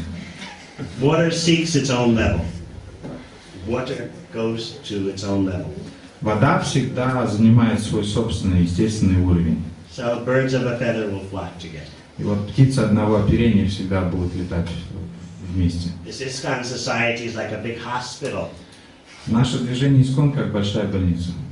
And in a hospital there are some patients who do whatever the doctor says, some who sometimes do what the doctor says, and some who rarely do what the doctor says. И как в любой больнице есть пациенты, которые всегда строго выполняют все то, что говорят доктора. А есть пациенты, которые иногда выполняют, иногда не выполняют. Есть пациенты, которые никогда не выполняют то, что говорят доктора. That's the way it is. Так жизнь устроена. So you decide what group you want to be in. Поэтому ты сам выбираешь, к какой группе ты хочешь примкнуть. Maybe it was like this in your school also. Может быть, у вас в школе вот тоже так было. They were, at least where I went to school. По крайней мере, вот в моей школе так было. The good students were in the front. Хорошие студенты сидели в передних партах. Every time the teacher would say something. Каждый раз, когда учитель рассказывал что-то, они вот так вот с открытыми ртами слушали. The teacher would say jump, and they would say, oh, how high.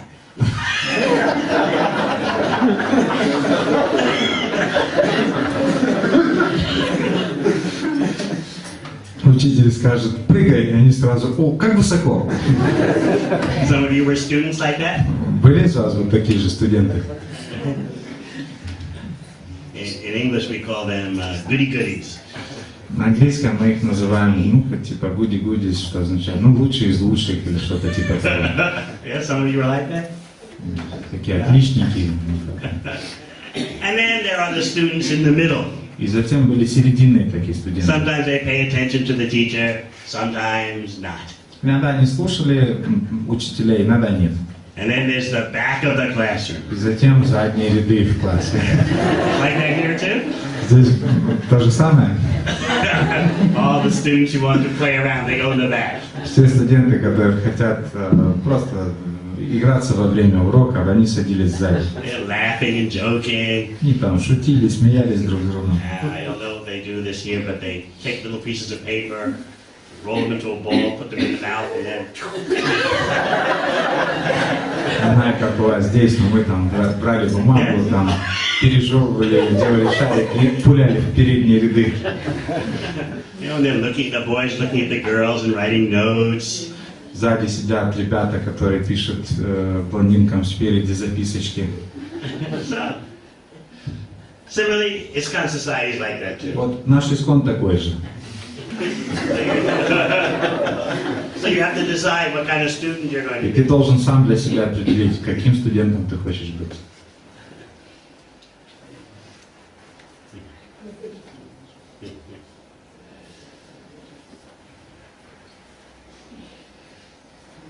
I remember as a young teenager, Я помню, когда я был юношей, my mother, she was very strict. моя мама была очень строгой. Oh, you should not associate with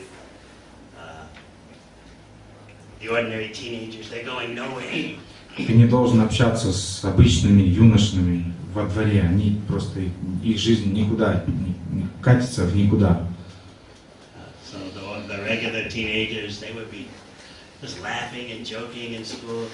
И вот обычные тинейджеры, они в школе просто смеялись, хорошо проводили время. And when we would, after school, we would meet on the street. И вот после школы, когда мы встречались на улице, in the neighborhood, по соседству, and they were just 13 years old. и было там по 13 лет где-то. The boys would be telling of their imaginary exploits with the girls. Мальчики рассказывали о своих воображаемых походках по девочкам. Oh, we had a big party. I had so many girlfriends. У меня там такая вечеринка была, столько подружек ко мне заскочило. At that time, they were all lying, but probably now they don't lie. В то время они, скорее всего, врали, но в наше время уже тинейджеры не врут, оно на самом деле это происходит. So they would just be talking, and then they would point to my brother and me. But your mother will never let you do this. И вот мои друзья, они разговаривали, рассказывали это все взахлеб, а на нас с моим братом показывали пальцем, говорят, ваша мама никогда не позволит вам этого. Вы теряете просто все наслаждение. А мы приходили домой и рассказывали своей маме, что мама, все смеются над нами. Они говорят, что мы просто теряем все наслаждение в жизни.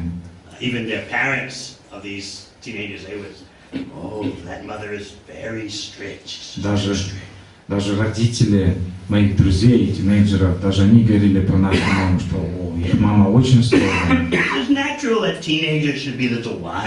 Ну это нормально, что тинейджеры должны немного сходить с ума, быть дикими.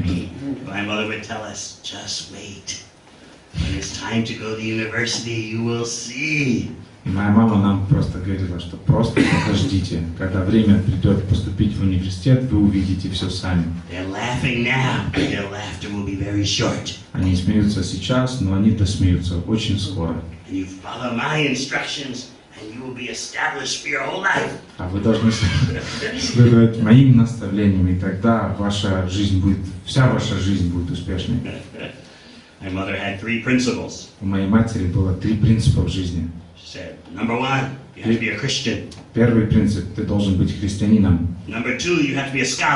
Второй принцип – ты должен быть ученым. И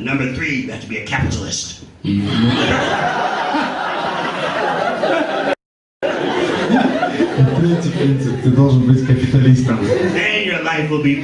И тогда твоя жизнь будет успешной. Все эти 3 должны совмещаться. said, don't worry about these teenagers and their propaganda. И не беспокойся об этих шалопаях и об их пропаганде. I know even their mothers, they are supporting that their sons think like this. Я знаю, что их матерям приходится терпеть своих Just wait a few years, you will see. Еще пару лет подожди, и ты сам увидишь. So then, it was time for university. Вот наступило время поступления в университеты. And my mother's sons, they were getting so much university benefits. И сыновья моей матери получали столько блага. And so then, the other boys in the neighborhood, they couldn't go to any university. А все мои друзья, соседи, они так и не смогли поступить ни в какой университет. Their grades were so low. Потому что их оценки были очень низкими. Although they thought they had such a good time. Хотя они думали, что они веселились. But now they were panicking. Сейчас они были в панике. Oh no, what will our future be? О, что будет с нашим будущим? Their mothers would come to talk to my mother for advice. Их матеря начали приходить к моей матери за Oh, советом. now we see that you were right. О, теперь мы видим, что ты была права. Your boys are getting such success. Твои ребята сейчас достигают успеха. Our sons, they can't go to any university. А наши сыновья не могут поступить ни в какой университет. Что же делать, что же делать? My mother said, oh, don't worry. Моя мама говорила, о, не беспокойтесь. I know someone who can help your sons to go to truck driver school. У меня есть знакомый, который может помочь вашим сыновьям поступить в школу дальнобойщиков. Or maybe your son would like to be a bus driver. Может быть, вашим сыновьям понравится быть водителем автобуса. Yeah. In this way, she would get the last laugh. И таким образом она смеялась последней. So, in our ISKCON society, it is like that. Поэтому вот в нашем движении ИСККОН то же самое происходит. Different levels of devotees. Разные уровни преданных. You can't be intimidated by this. Это не должно вас пугать. But you have the responsibility to understand the science of Krishna as it is. Но ваша ответственность заключается в том, чтобы понять науку о сознании Кришны такой, какой она есть. That's your responsibility. Это ваша личная обязанность. You have to know what is what. Вы должны знать, что есть что. Just like, if you are sick with a terminal disease and you go to the doctor. Как, например, если вы заболели смертельной болезнью и вы отправляетесь к доктору. Do you say to and the doctor tells you, look, this is what you have to do if there's any hope for you to become cured. И вот доктор говорит, если есть какая-то надежда, ты должен делать вот это. You say, well, doctor, what about the middle way? И вы тогда говорите доктору, доктор, но как насчет серединного пути? No, if you understand you're so sick, you'll do whatever the doctor says. Нет, если вы понимаете, что вы смертельно больны, вы должны просто делать то, что вам доктор говорит. You won't tell the doctor, oh, you are too strict. Вы не будете доктору говорить, вы слишком строгие. You'll surrender. Вы предадитесь. But if we don't understand that we're sick, then we take everything very casually. Но если вы не понимаете, что вы на самом деле смертельно больны, вы будете все очень так легковесно принимать. Thank you very much. Yeah, we have so much happy times in bhakti. Ну, у нас столько веселья в бхакти. Good prasad, good chanting, good dancing. Хороший прасад, хорошее воспевание, хорошие танцы. You want to marry, so many beautiful girls are there. Хотите жениться, столько прекрасных девушек здесь. You may have to work a little hard for them. Вам потом придется немножечко тяжело трудиться, чтобы их удовлетворять. Но так. You can choose that. Все равно вы можете это выбрать. Right? Правда, девушка? You may have to work a little hard. Чуть-чуть нужно будет поработать. Yeah? Правда? The younger ones don't say, the older ones will admit. Молодые не говорят ничего, старшие признают. These are military secrets. Армейские секреты. So,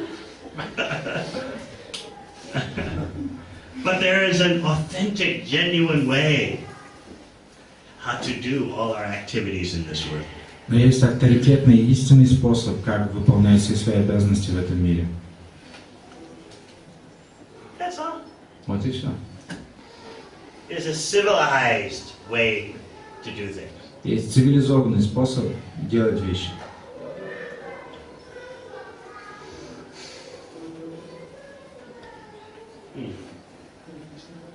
Мы рассказывали о мухе, которая попала в мух. Вот она попала и, например, осознала свое положение, как все-таки выбрать. То есть она выбирает, например, что я предаюсь Кришне. Что происходит в этот момент? Спасать ли ее, то есть Кришна ее вынимает, или все-таки она остается в ней? И потом просто оставляет эту путь. What happens with a fly who got stuck in the honey, but the fly made the proper choice to surrender to Krishna, being stuck in the honey. Is it so that Krishna is taking this fly away? Yes, Krishna takes the fly out of the honey, washes the wings and legs off. Кришна заберет эту муху из меда, отмоет ей ножки и крылышки. Some superior power has to pull the fly out of the honey. То есть высшая сила должна вынуть эту муху из меда. The fly cannot get out on its own. Муха не сможет сама выбраться. That's why we are not ashamed to be helpless before Krishna. Поэтому мы не должны стесняться быть беспомощны перед лицом Кришны. Lord Chaitanya is known as a Kinchana Gochara. He is the property of those who are materially exhausted. Господь Чайтанья известен как Акинчана Гочара, то есть он является собственностью материально обездоленных. He's the property of those who are tired of struggling in the honey. Он является собственностью тех, кто устали просто бороться в этом меду. Махараш, в отличие от материалистов, преданные могут жить внутренним миром. И меня немножко беспокоит, что это такое внутренний мир, о чем речь, когда вот слышим такое, полное представление. Maharaj, it is said that devotees, in comparison with materialistic people, they should lead an internal spiritual life, and I don't quite understand what does it mean, internal life. Internal life. What's the first part, though? That materialistic people, in comparison with materialistic people, devotees should lead this internal life. What does it mean? I don't understand what means. Well, you have to understand the situation that you're in. Вначале ты должен понять ситуацию, в которой ты находишься. Sometimes you have to keep your Krishna consciousness to yourself. То есть иногда тебе придется сознание Кришны держать для самого себя. That's the way it is in this world sometimes. В этом мире иногда такое случается. You have to judge the circumstances. Нужно судить по обстоятельствам. Just like often with your family members, if you start preaching to them, they don't want to hear it. Как иногда с членами своей семьи вы начинаете им проповедовать, они не хотят ничего слушать. Because they see you simply as their relative. Потому что они воспринимают вас просто как своего родственника. I know it's like that with my mother. Вот я знаю, это случай с моей мамой. No matter what I say, she simply thinks, oh, it's my little baby. Что бы я ни сказал ей, там, неважно, она все равно думает, а это мой маленький сыночек. She's 83, and still she comes up to me and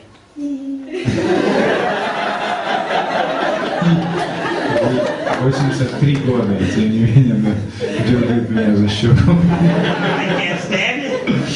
Я не могу этого вытерпеть. You were my first baby. Ты был моим первенцем. I put everything into you. Все, что у меня было, я вложила в тебя. But you can't hear. Но она не слышит. No matter what I say, I'm simply, her son. Что бы я ни сказал, я просто ее сын и все.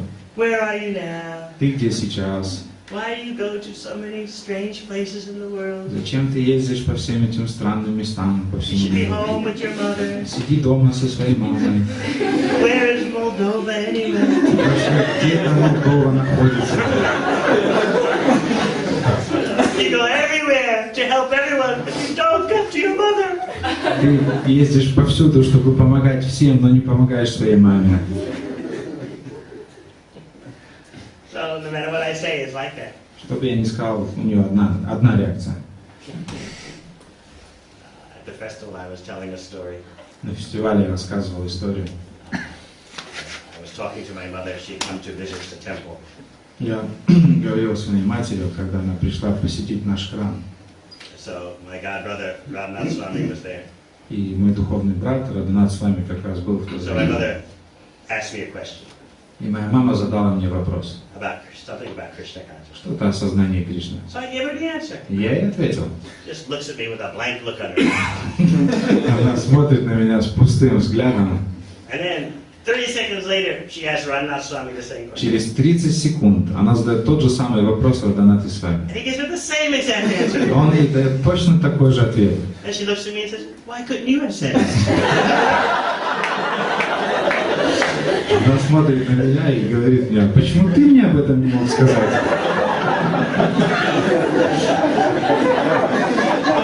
She can't hear. Она просто не может So слушать. she thinks, oh, it's my baby. Это мой ребеночек. So therefore, I know that I have to be tactful in the situation. Поэтому я знаю, что мне нужно тактично себя вести в этой ситуации. And look for ways, appropriate ways, how to engage persons identity Krishna service. И искать правильные способы вовлекать таких людей в сознание Кришны. Махарадж, но внутренний мир сладкий, я бы хотел бы сладости тоже услышать. This internal life is sweet life, so what I would like also to hear about what does it mean. Internal life? You know, Saswara Maharaj often is writing about this internal life. Saswara Maharaj in his books is kind of... We are followers of Lord Chaitanya. Мы последователи Господа Чайтани. So the internal and the external flow together. Поэтому наш внутренний мир и внешний мир, они должны сочетаться вместе.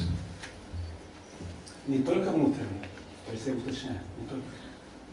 Внутренний и внешний мир должны сочетаться вместе. The more you give Krishna, the more you get Krishna. Чем больше ты будешь давать Кришну, тем больше ты будешь внутрь получать Кришну. We strengthen our spiritual practices so that we can give Krishna to ourselves and others too. Мы укрепляемся в своей духовной практике для того, чтобы сами получить Кришну и для того, чтобы мы могли давать Кришну другим. We are not afraid to take anxieties for giving Krishna to others. Мы не боимся принимать в своей жизни беспокойство во имя того, чтобы давать Кришну другим. Ну, уже потом самадхи. Уже потом. So samadhi will be later. Samadhi now. Самадхи сейчас. By always thinking how to assist Lord Chaitanya and Lord Nityananda. Если вы всегда будете думать, как помогать Господу Чайтанье и Господу Нитянанде, Everyone can do that in some way, in some capacity. и каким-то способом, в каком-то качестве, каждый из нас может это делать. Whether you're a householder or not, you can in some way think how to increase the distribution of Lord Chaitanya's mercy. Являетесь вы домохозяином или нет, каждый из вас может подумать о том, как раздавать милость Господа Чайтаньи каким-то способом. Whether you're a man or woman, boy or girl, there's some way you can help. Мужчина, женщина, парень, девушка, есть способы, как вы можете этому помочь. Then your internal life will increase. И тогда ваша внутренняя жизнь углубится. And naturally you have the responsibility to keep yourself strong in tasting bhakti rasa. И естественным образом, что за вами всегда будет сохраняться ваша обязанность испытывать вкус бхакти-расы. You have to taste first for giving the taste to others. Чтобы дать этот вкус другим, вначале вы сами должны его испытывать. And then your taste will increase. И тогда ваш собственный вкус будет увеличиваться.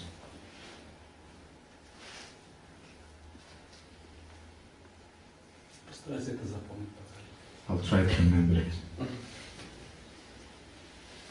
We should become second-class devotees. Мы должны стать преданными второго уровня. That's an exalted category. Это очень возвышенный уровень. Always thinking how to help the innocent. Мы должны всегда думать, как помочь невинным.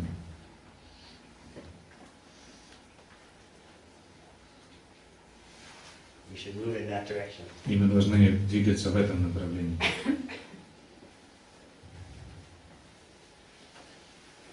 For some, it happens quicker than others. Для некоторых это случается быстрее, чем для других.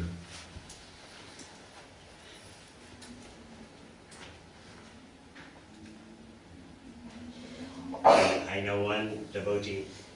He has been married for 30 years. Я знаю одного преданного, он был женат 30 лет. I first knew him in Sweden. Я познакомился с ним в Швеции. He married his wife when she was a devotee of 18. И он женился на своей жене. Она была преданной, ей было в то время 18 лет. He's Malaysian Chinese. Он малайзийский китаец. So he's been married for 30 years and always has been a financial struggle. И вот 30 лет он был женатым и всегда испытывал финансовые трудности. 2 children. 2 детей. Financial struggle, but he always had just enough. То есть были финансовые трудности, но ему как раз хватало, чтобы выжить. Always just exactly enough. Всегда было вот в точности столько, сколько нужно, чтобы выжить. But sometimes we'd say, oh, that's a struggle. И иногда мы говорили, что ну все-таки это ну, как бы чрезмерное какое-то усилие, Always having just exactly enough.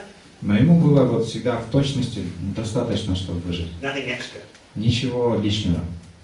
So now his children are grown up, and he's been married for 30 years. He wants to go back to full-time preaching.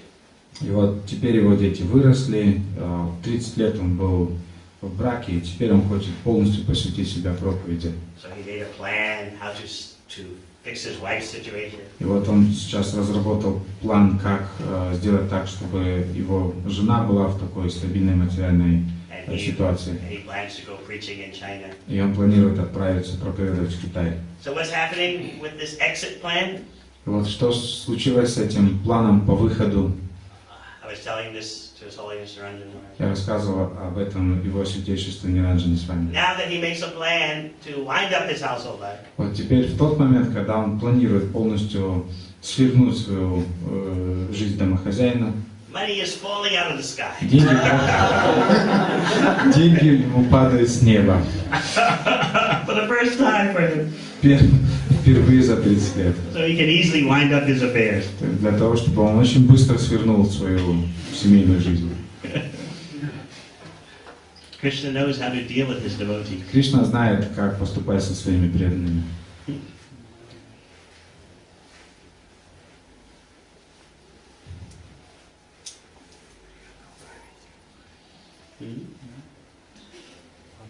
Можем ли мы сказать, что мед был, то, что у мухи есть желание кушать мед, это естественно, и Бог создал ее такой. Более того, Бог создал мед для того, чтобы она кушала его, просто она была недостаточно зрелой, чтобы попробовать мед. Последний часть.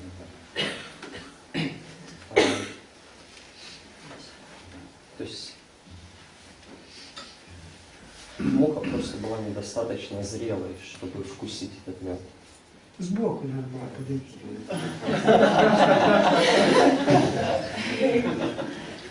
Я могу сам озвучить, если хочешь. Да. Can we say that desire of fly to taste this honey was natural? Moreover, God created honey for the fly. Just fly wasn't mature enough to taste it.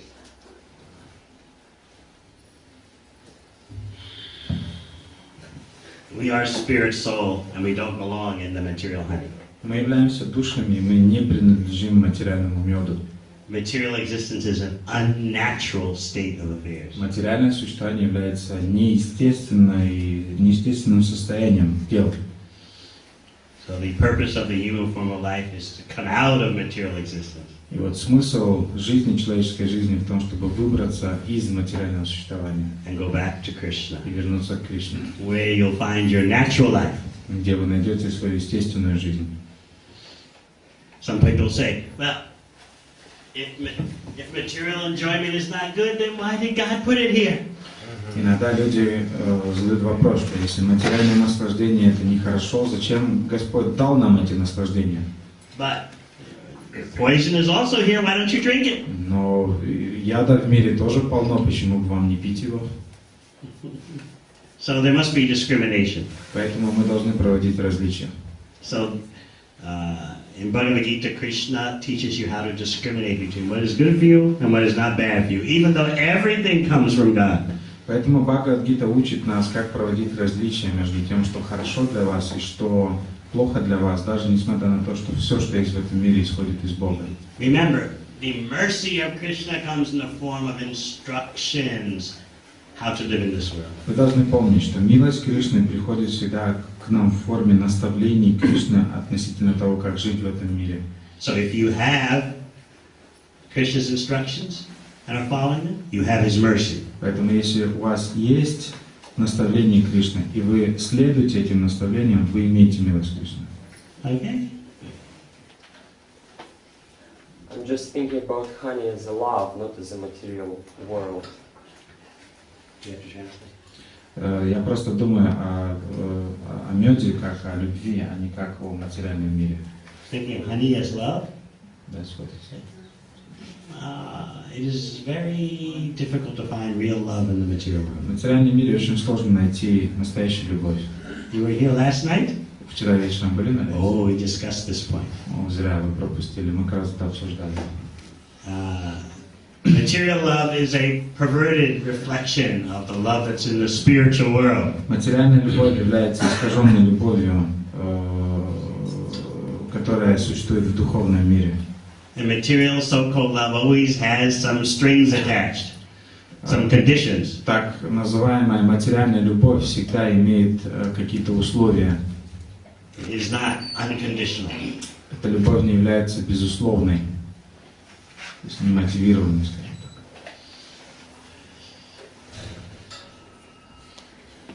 так.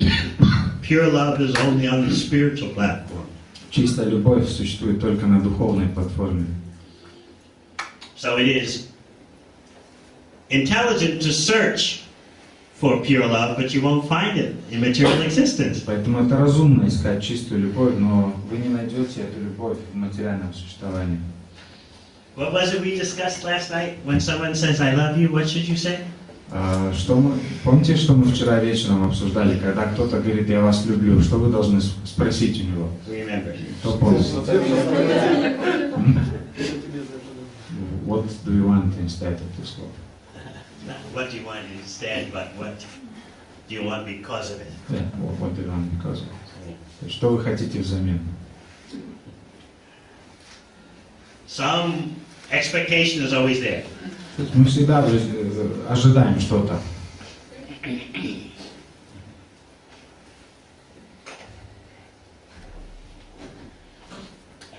Just like a boy sees a girl and he thinks, oh, she is so nice. Парень смотрит на девушку и думает, она такая хорошенькая. If she will simply be nice and soft and sweet. Если она просто будет хорошей, мягкой и сладкой. You know this? Заметили? Yes, you know. Знаете? And what is the girl thinking? А девушка о чем думает? He is nice and he will get me so many things. Он такой хорошенький, он обеспечит мне столько разных вещей. Yeah, you can ask, they will tell you. Спросите у девушки, они вам скажут. He will make this world a nice place for me. Он устроит этот мир и сделает его замечательным местом для меня. He will somehow or other make everything secure. Он так или иначе обеспечит мне безопасность.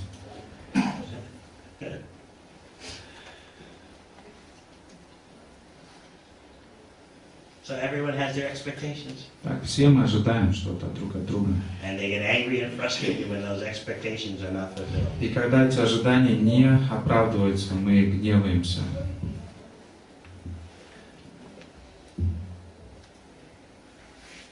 All so-called love in this world has a little price tag on it. То есть вся так называемая любовь этого мира имеет ценник на ней.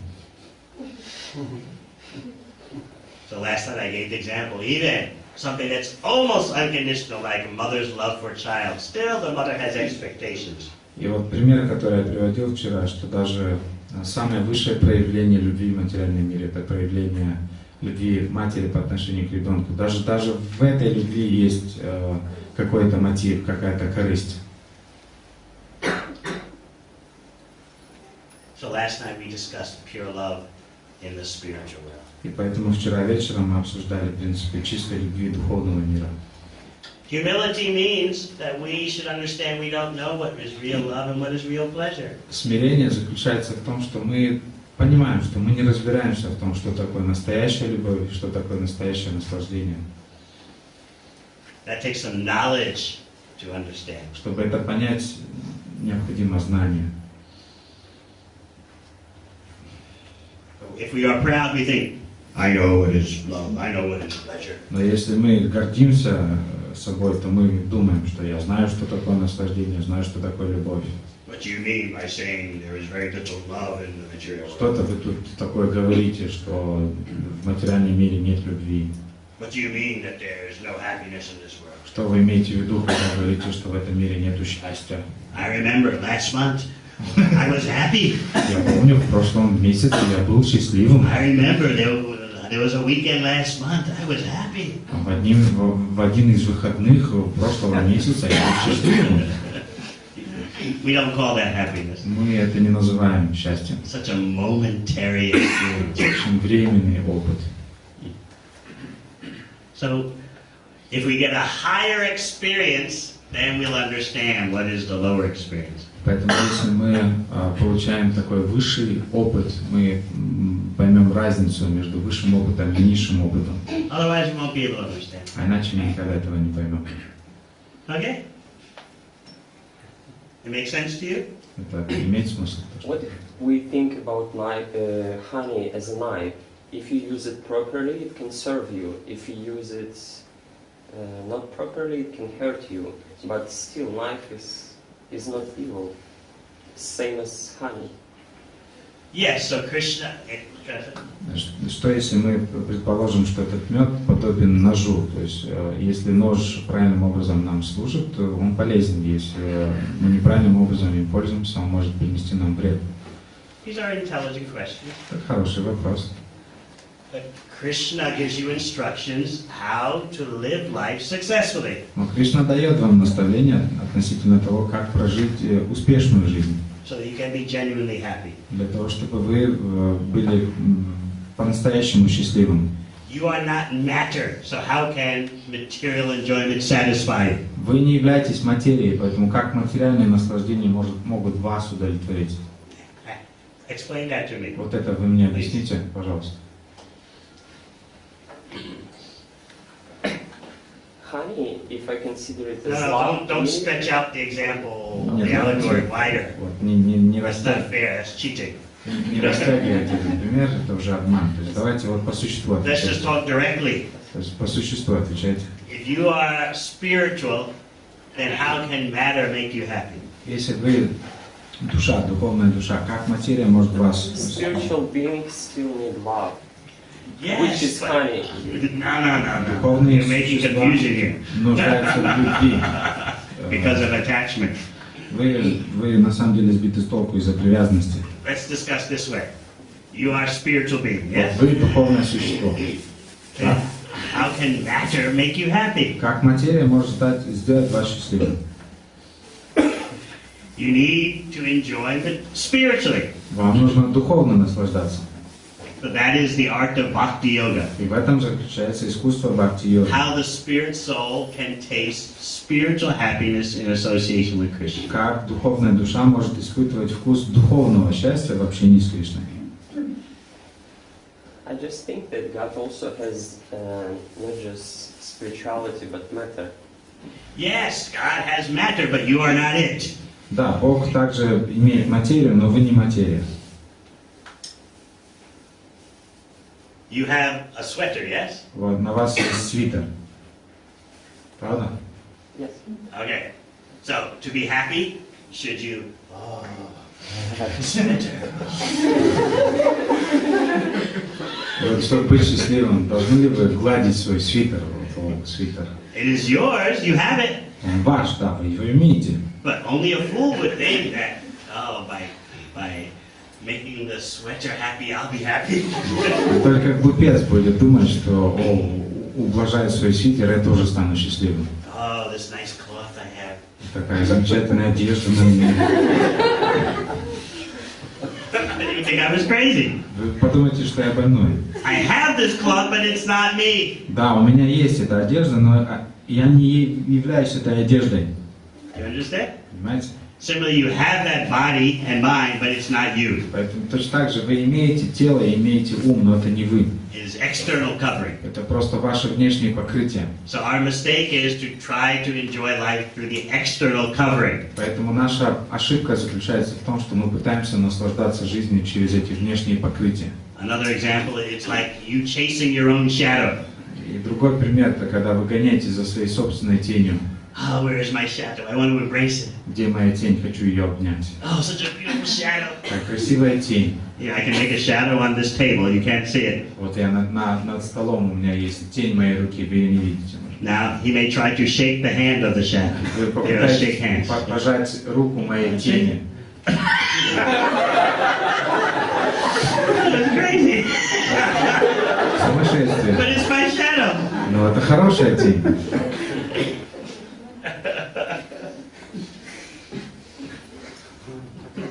You understand that? Понимаете теперь? It makes sense. Oh, of course.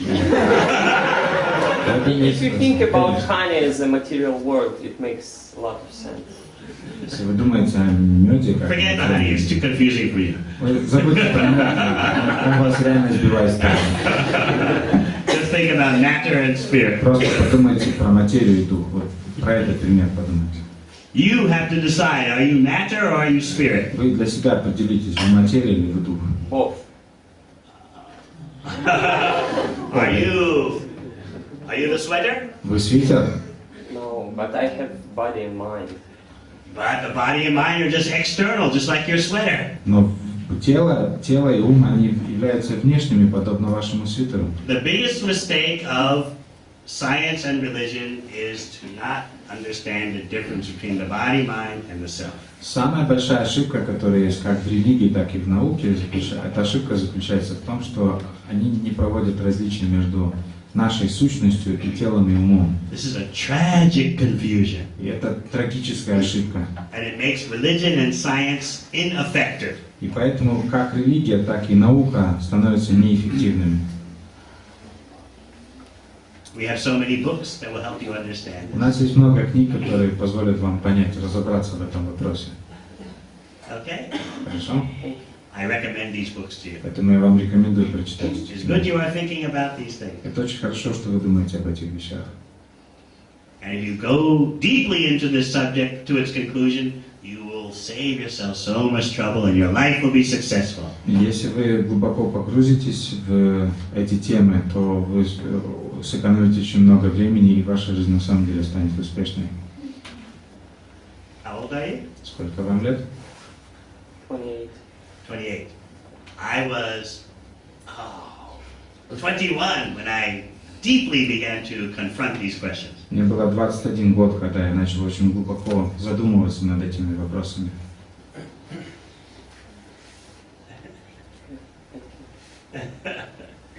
I was determined I have to make a solution to these questions now.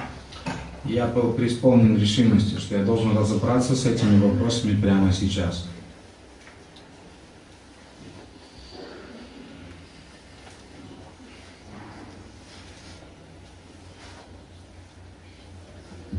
Where I went to university, it cost $50,000 a year. Когда я был в университете, в то время это стоило 50 тысяч долларов в год. I didn't pay it, I had scholarship. Я не платил, потому что у меня была стипендия. But then, when I finished that school, $200,000 for 4 years. Но затем, когда я закончил школу, то оно уже стоило 200 тысяч долларов.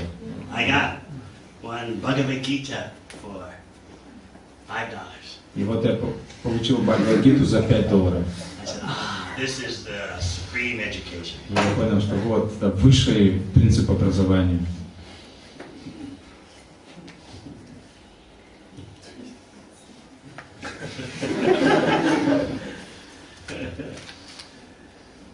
So I'm not simply some boy from the village telling you these things. Поэтому я не деревенский просто парень, который вам рассказывает басни.